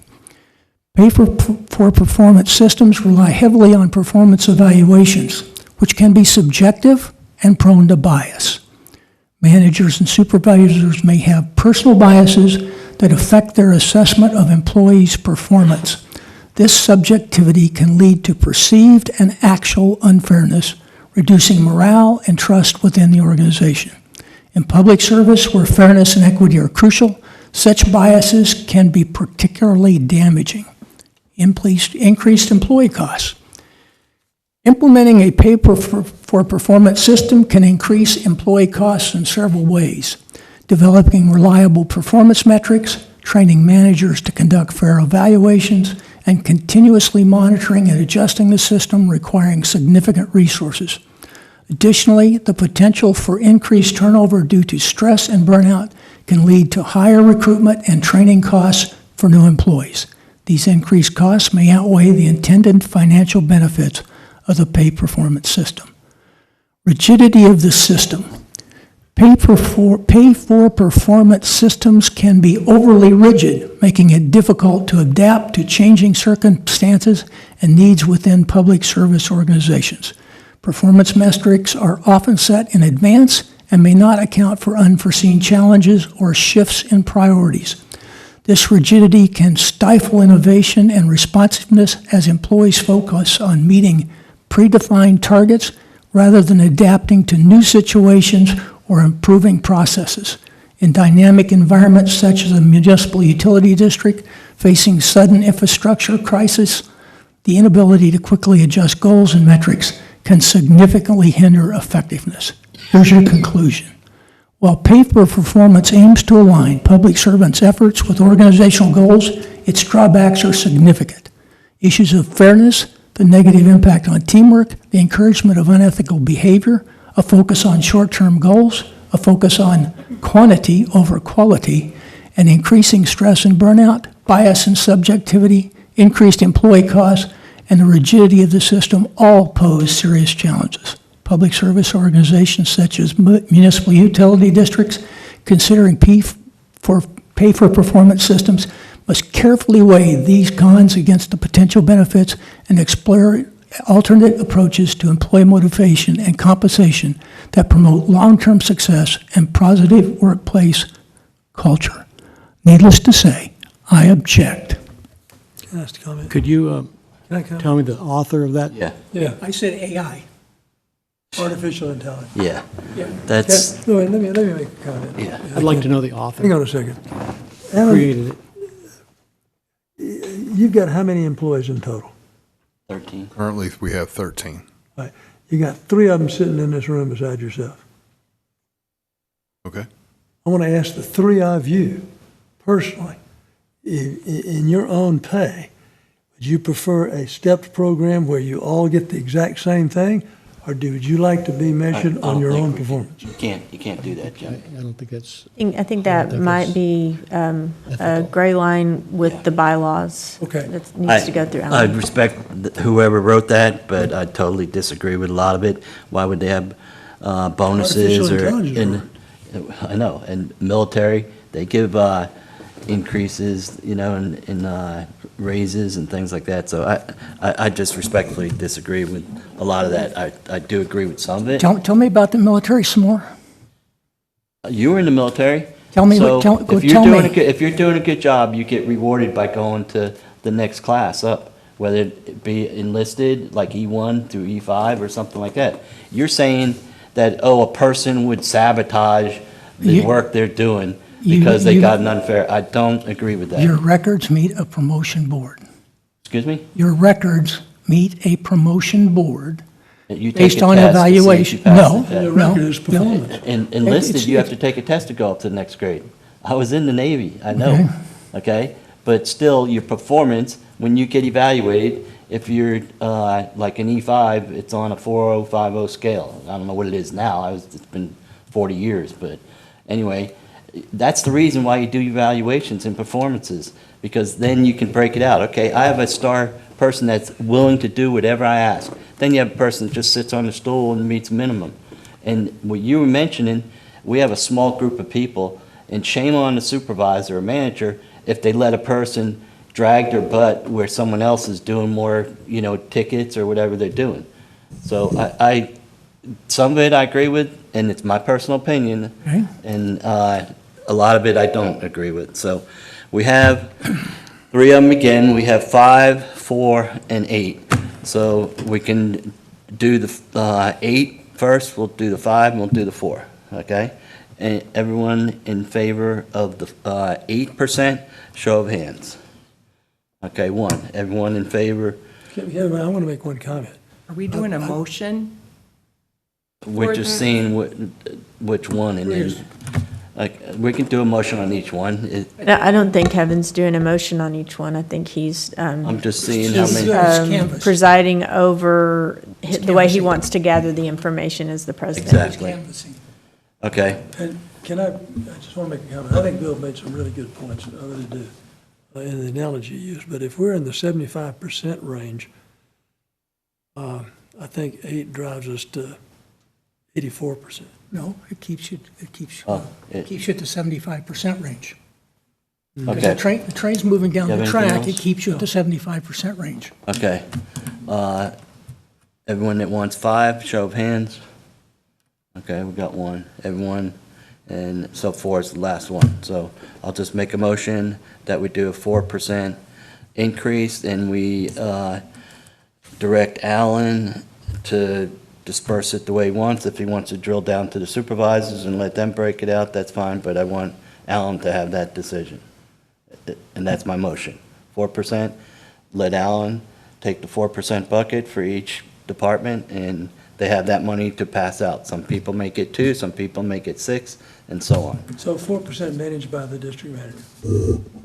4% is the total amount of compensation that we will give them, Managed by, managed by him. So he can change 2%, whatever 4% of the salaries are, that's the amount he has, and he can change it to 2, 3, 4. So you're wanting 4% of the total dollar amount, not based off of each individual person's salary? Well, we could do it both ways. You're We could saying. do 2%. I need specific I know. clarity, what y'all are Which way asking do you have for. I don't know It's what got to you're be wanting based here. on the employee. Okay. Look at the whole. By the percentage, so 2%, 4%, so it's based, rather than the total bucket available. No, 4%, but based on 4% of that individual's salary at that point, Right, not 4% of the whole group. right. So you're saying divided by, Does that make sense? that person gets 2%, 4%, 6%, whatever they come up with. So it'll be by percentage, Alan, is what I understand. I'm confused. I'm confused in that last meeting that we had, budget meeting, we sat here, and I was at 8%, and everybody around the dais was at 4, or at 5, excuse me, No. at 5. Now, are you saying that you're going to do the 5 plus 4? No, we never said 5 it was a placeholder number. You go back and look at the tape. I mentioned it a number of times, 5%. He needed a number. Yeah. And we said 5%. Is that right, Alan? 5% cost, placeholder. it is essentially what this ends up being is a cost of living adjustment. Yeah, Right. this is, 5% across the board is what was directed. Okay, and from we what have a you balanced said, budget with 5% right now. what? This is a balanced budget with 5% right now, Right. and so you're going to cut it to 4. I don't know if we're going to cut it to 4. I'm going to take a vote on it. So, okay, just to make sure we're clear, he has 4%. If he gives someone 3%, he has another percent to give to another person. Somebody else, yeah. Yeah, okay. So 4% cost of living adjustment in this budget. That's what we're Right, going to but it could be 2 and 6, That's all for me to determine. I understand. I need the right. totality of a percentage. 4%. Budget for a 4%. 4% cost of living 4%. adjustment. Thank you. That, we haven't voted on it yet, though, so. We have But to, your or is this a 4 direction? was derived from what, Kevin? Because I still have to bring the 4% budget back of next the month for person, so- approval. No, you came up with 4%, you were quoting a labor statistic deal. Oh, I found it in U.S. Bureau of Statistics, and then some studies, I mentioned another one, I can't, but I think Ben had some numbers too, if I'm not mistaken. Yeah, I looked at the same report. Yeah, so here's the. It's one readily available on the- before. But then there's other reports that say the average is 4. Alan, did you have a question for me? I'm just confused because am I getting direction so we make these modifications and bring them back next month? Or are you wanting to approve the general fund budget with these modifications? I'm trying to seek clarity. We're gonna vote on what we have. You take the 5 that you put in, and you change it to either with 8, 5, or 4. I understand that. What I'm saying is, are you all going to approve the budget with making modifications to a 4% salary change Yeah, instead of 5? We're gonna take a vote on the salary. Okay. Then we're gonna vote on the budget as a total with the amended Okay, salary. that's what I was trying to find clarity on. Okay. Correct, okay. Is that okay? Okay, so, So, Mr. Chairman, does this include Alan's compensation package or not? I think in past years, we do yours separately in executive. No, according to contract, my salary is tied to the same as what is provided to all employees. I saw that language, yes.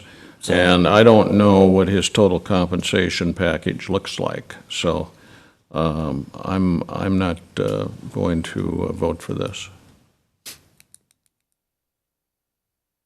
If he's included. If we handle it separately, I will agree to 4%.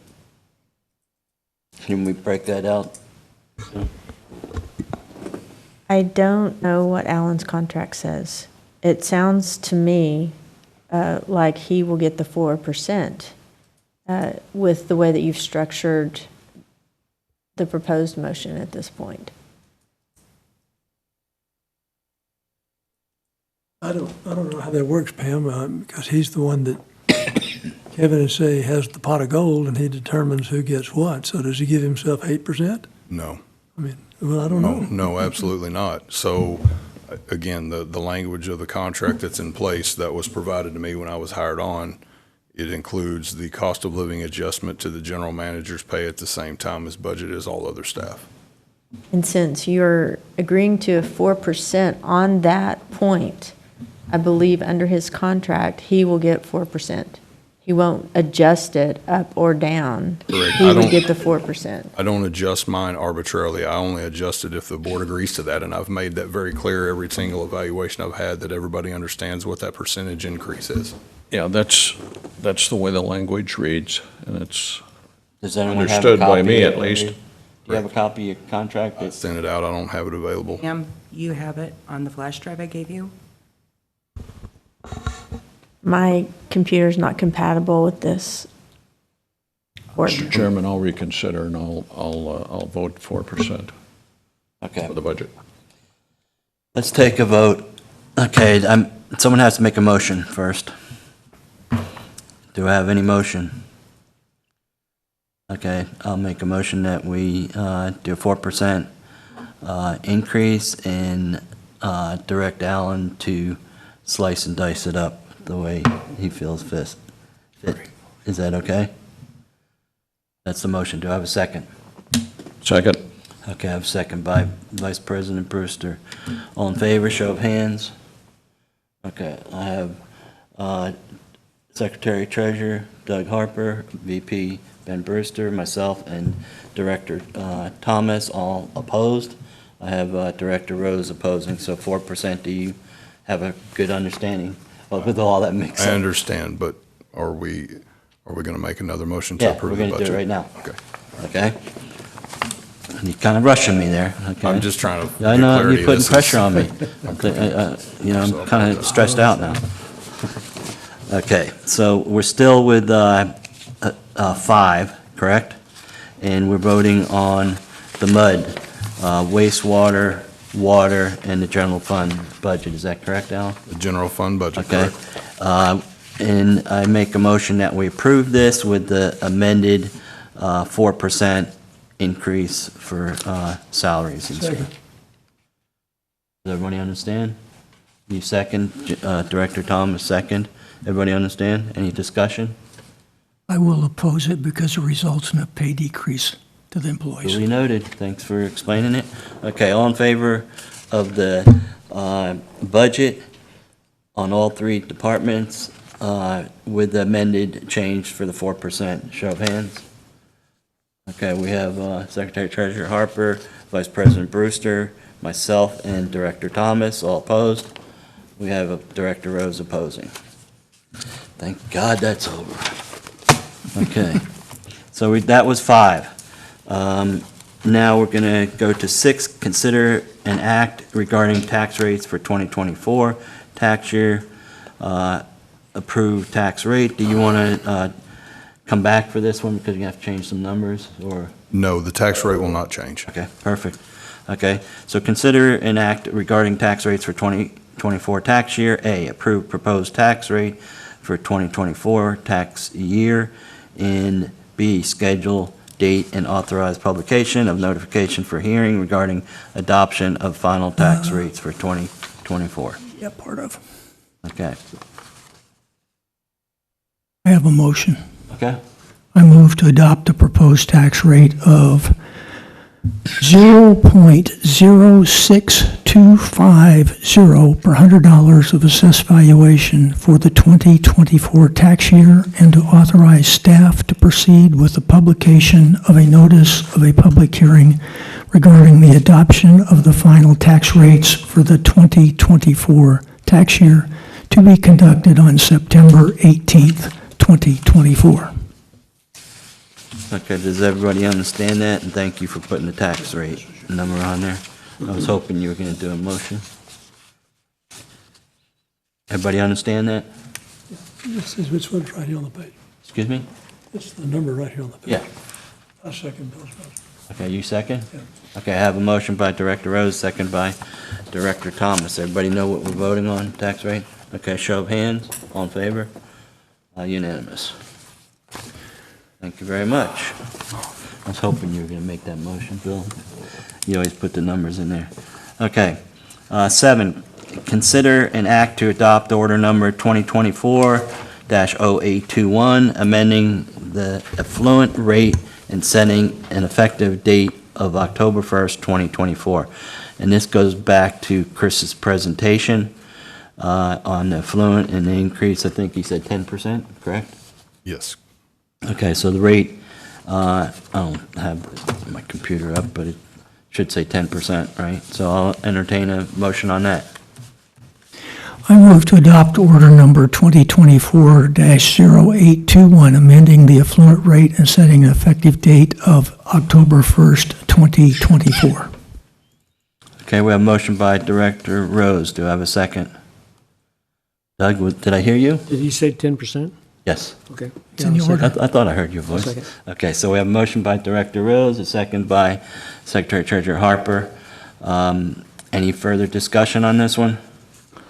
I see none. Go ahead. Let me raise a question on whether we should handle an item that's, I think, outstanding. One,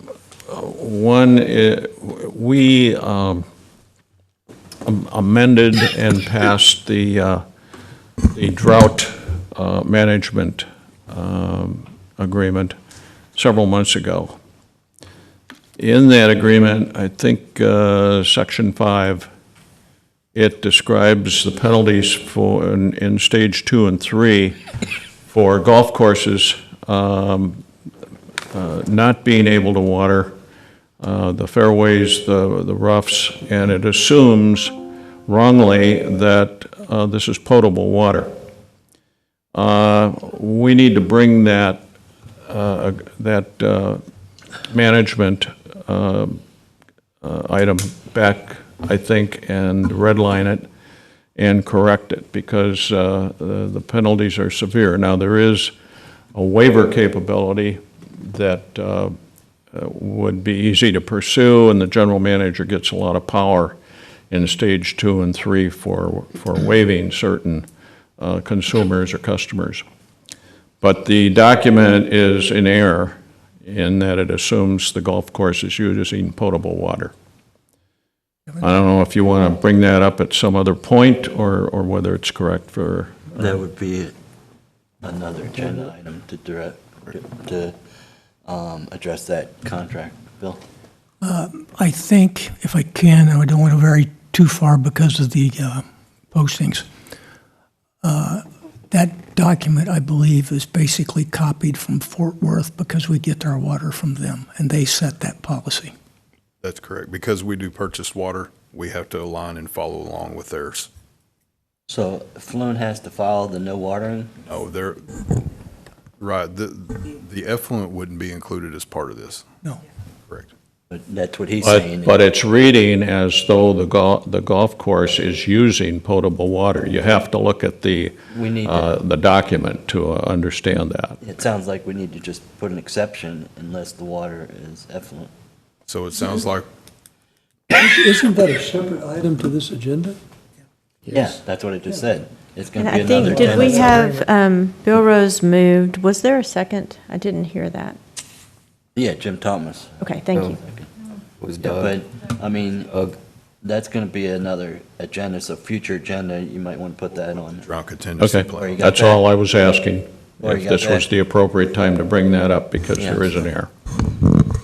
Okay, so we have a motion and a second, and this is for the 10% increase to the country club, so I'll call all in favor, show of hands. Okay, unanimous, so it passes. And so you can notify the golf course of the increase? We'll send them a letter. I seconded that. Okay, One other point of clarification, so we didn't talk about water rates at all. Is either, does anyone want to proceed with any kind of proposed water rate going into the next month's meeting, or not? we can discuss it per Chris's discussion and stuff. So for next month's meeting, do you Yeah. want me to bring a revised rate order with that in it? Yeah. Yes, Okay. please. To reflect what Chris Yes. went over, is that right? Yep. Okay, everybody, A small incremental increase. good catch, Alan. Okay, 9. We did 8 We did already. 8, okay. We're on 9. Discussion regarding Robert's Rules of Order newly revised. Bill and Doug. Okay, I sent a message to Doug and asked him if he would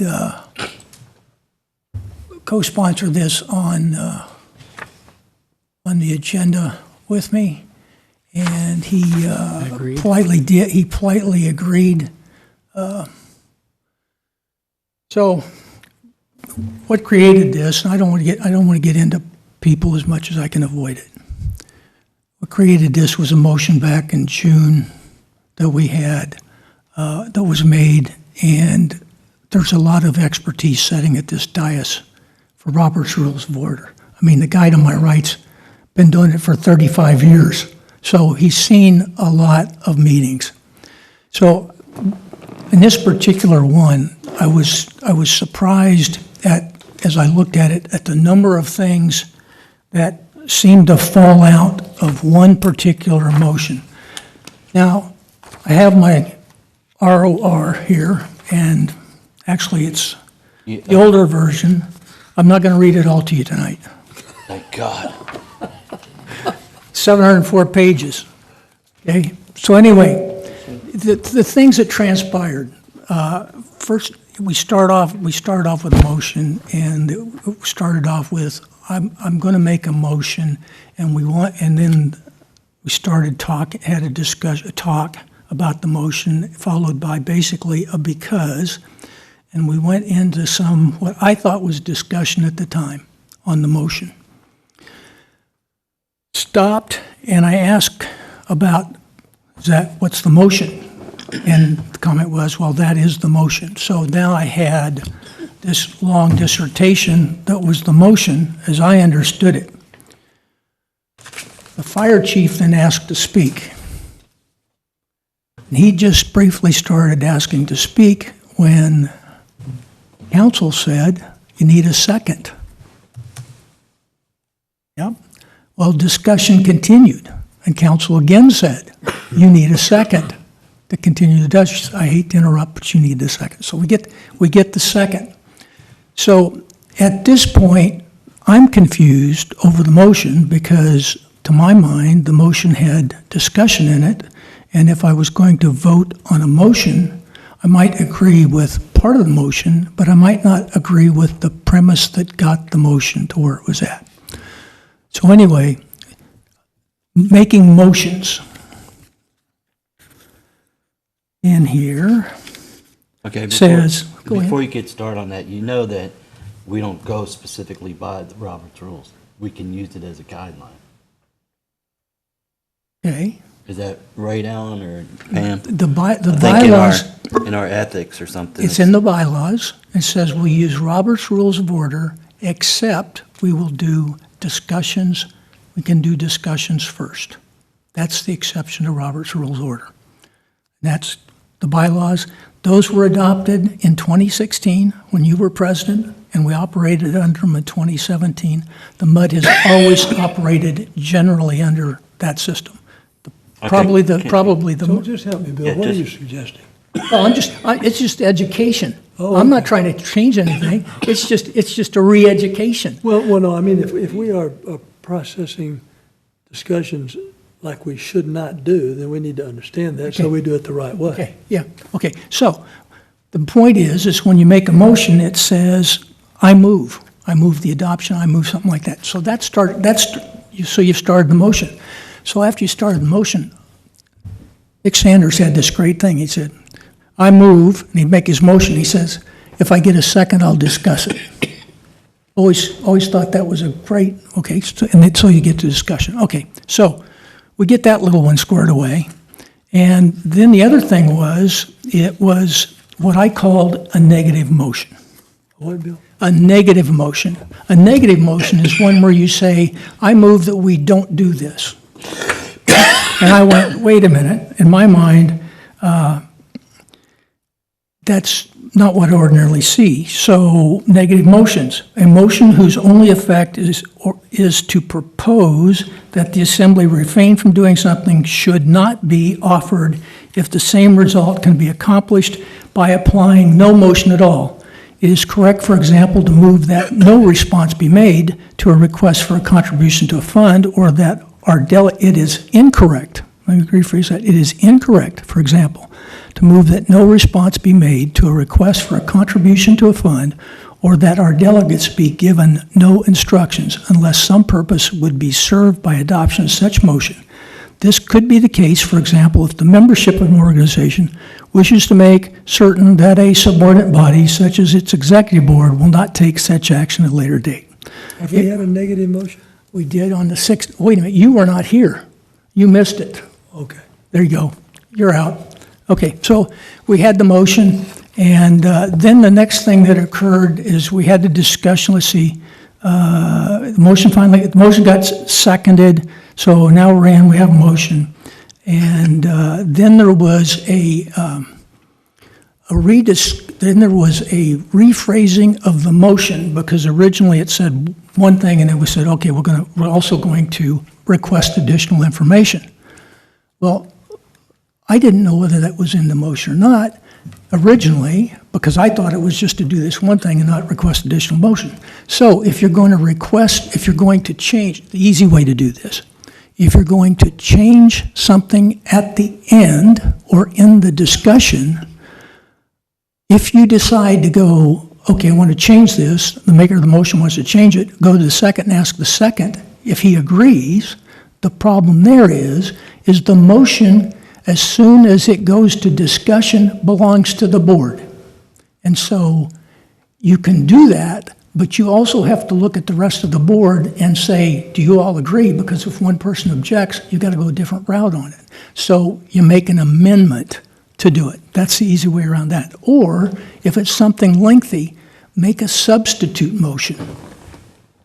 In a substitute motion, what happens is, if you make the substitute motion, get the second. If the substitute motion has discussion and passes, it is automatically precedes or overcomes the first motion, it's all taken care of. Easy way out of that stuff. Let's see. Okay, then we had the question on table.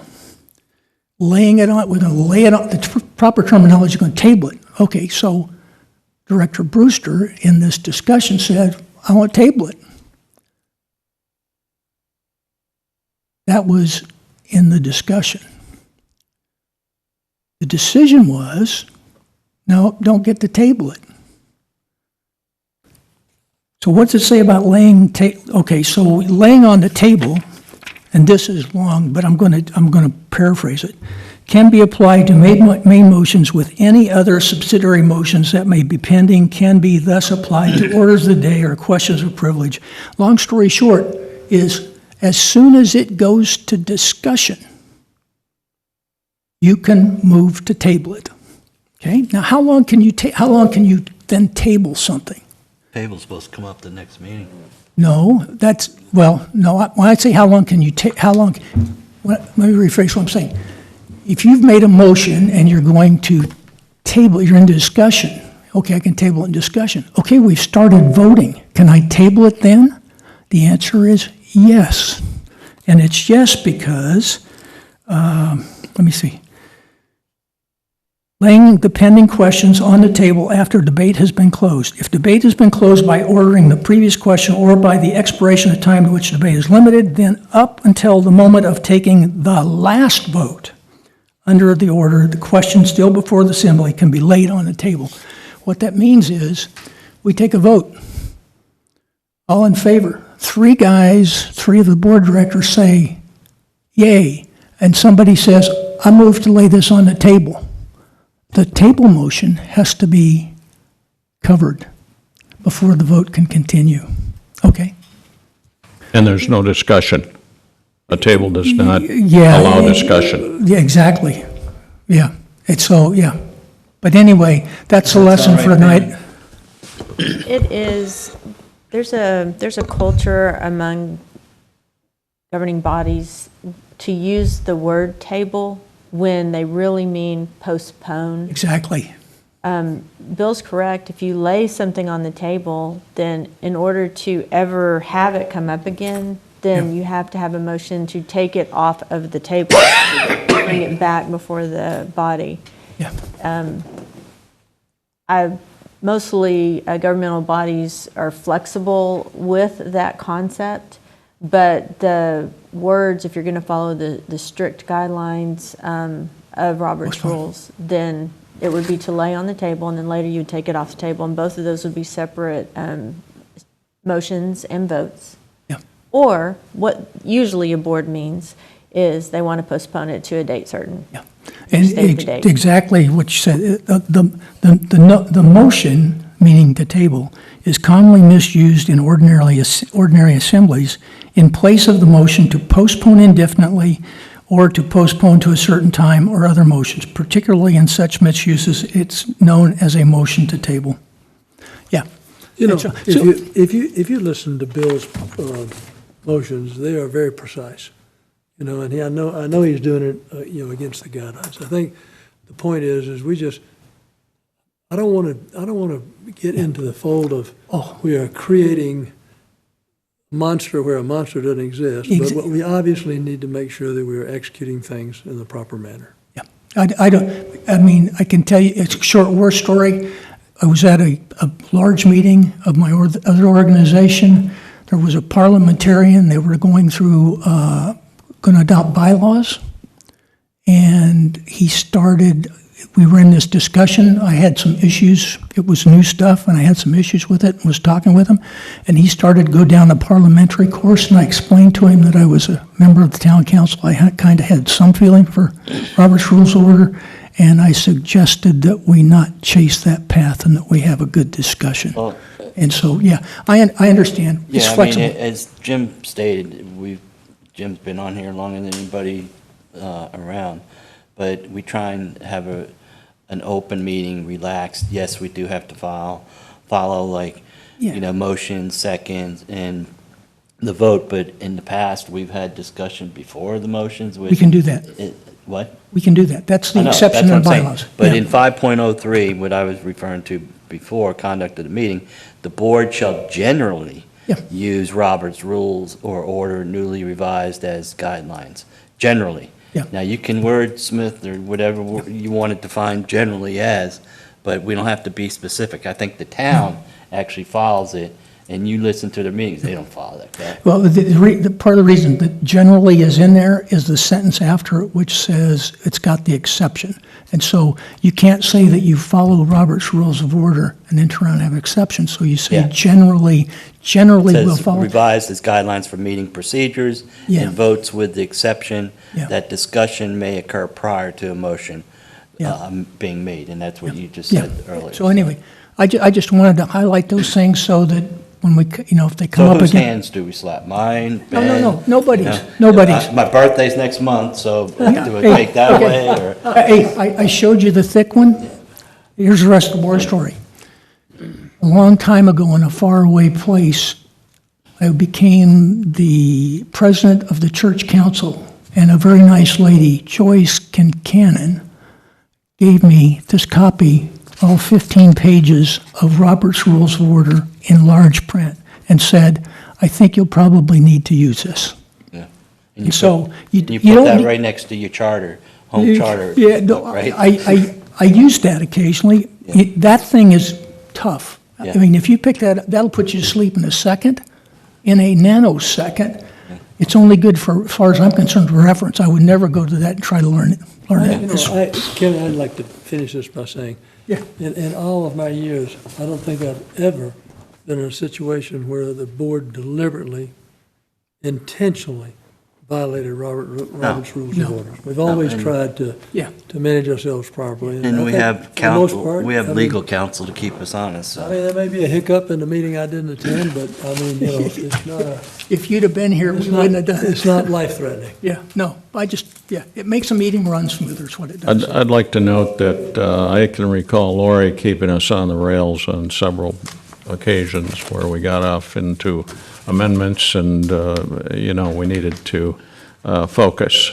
Sometimes I It's don't like want to speak Pam- up, but you can And always Pa- see me And now going. we have Pam, so. Pam does that all the time. And when you look over and Lori's head's going like this, you know something's not right, so. Yeah. And then Lori's Pam gotta will get just, it in the minute. Pam, all she'll do is pull her mic down, you know, hey, stop, something's going on here. There's a hint when it does this. Kevin, I think we're all in agreement that we need to do the best job we can. Yeah. Can we move to the next item? Yes, I agree. And Pam or someone will say, hey, naughty, naughty, can't do that, and I know Bill will say something too, so. Okay, any further on that? No, thank you. Doug, do you want anything on that? No, that's good. Okay, thank you very Appreciate the much. discussion. Okay, we already did executive session except for the security part, so. And number 2, Excuse- under oh, 10A. Yeah, you Roles, said that before. responsibilities. Yeah. Okay, so we're gonna go into executive session at 9:36 to pursuant to section 551.001 of the Texas Open Meetings Act, the board will convene into executive session for the following purposes. A, pursuant to section 551, to consult with its attorney on a matter in which the duty of the attorney to the governmental body under disciplinary rules of professional conduct of the state bar of Texas clearly conflicts with the Open Meetings Acts, or to seek advice of counsel on legal matters involving pending or contemplated litigation or settlement offers on the following matter. It'd be 2, respective roles, responsibility, and duties of the board. And then B, as in Bravo, pursuant to section 551.076, to deliberate regarding the deployment of security devices of district-owned property. Again, it was at 9:37, I think I said. Hey, Ben, I wanted to say I pulled the drought contingency because I knew that we really went through this. Section 5 says that this plan does not apply to locations using treated wastewater, effluent, or private wells. Oh, okay, then it doesn't need to come back on the agenda. Good job. Making sure. I Thank you. knew So we scratch went that. through this, so I just No, wanted to make good sure job. that Thank you, Laura. I waste time. Yep. Thank you. You're welcome. Okay, so let's convene into Alan's. Stay. Bat Cave. It's 11:16, and we're returning from executive session to regular session.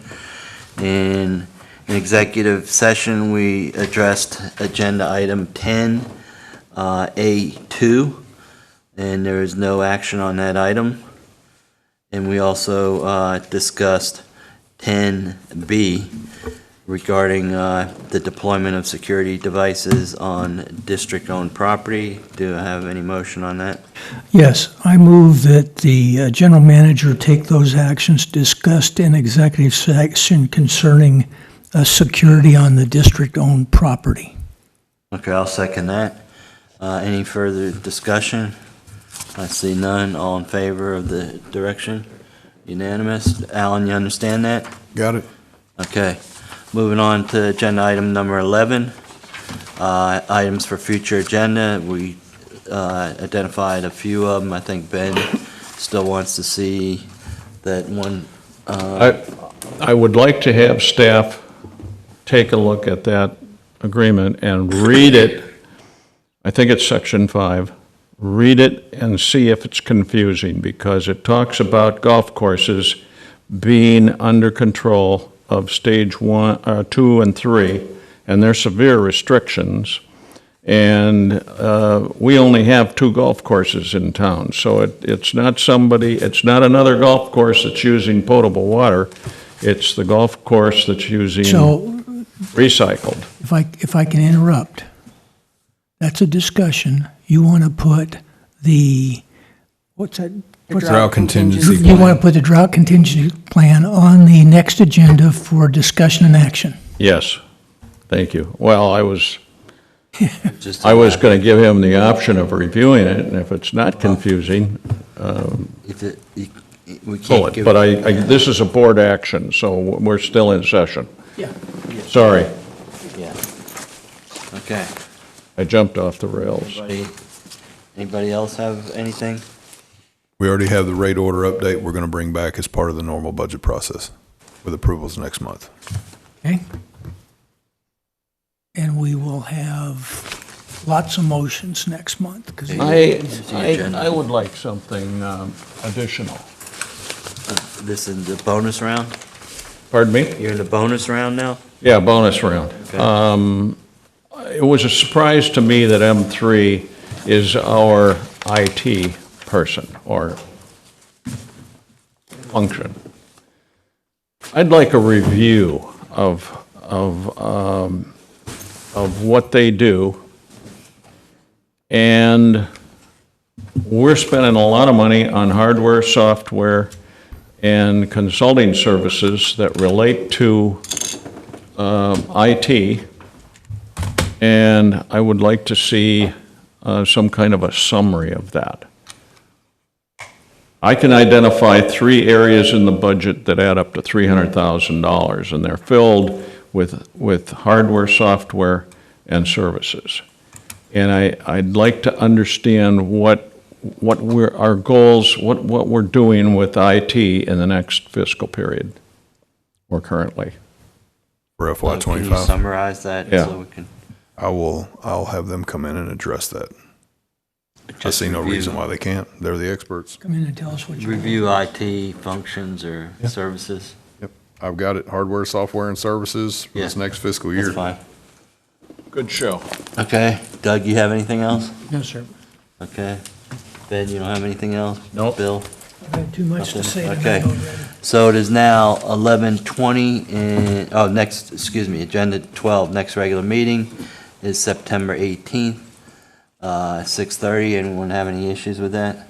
We have to hold that one because of the public hearing. Public hearing. What? We have to hold that date firm because of the tax rate now. Yep. Okay, just out of curiosity, is everybody good with the Wednesdays, or is that What about time?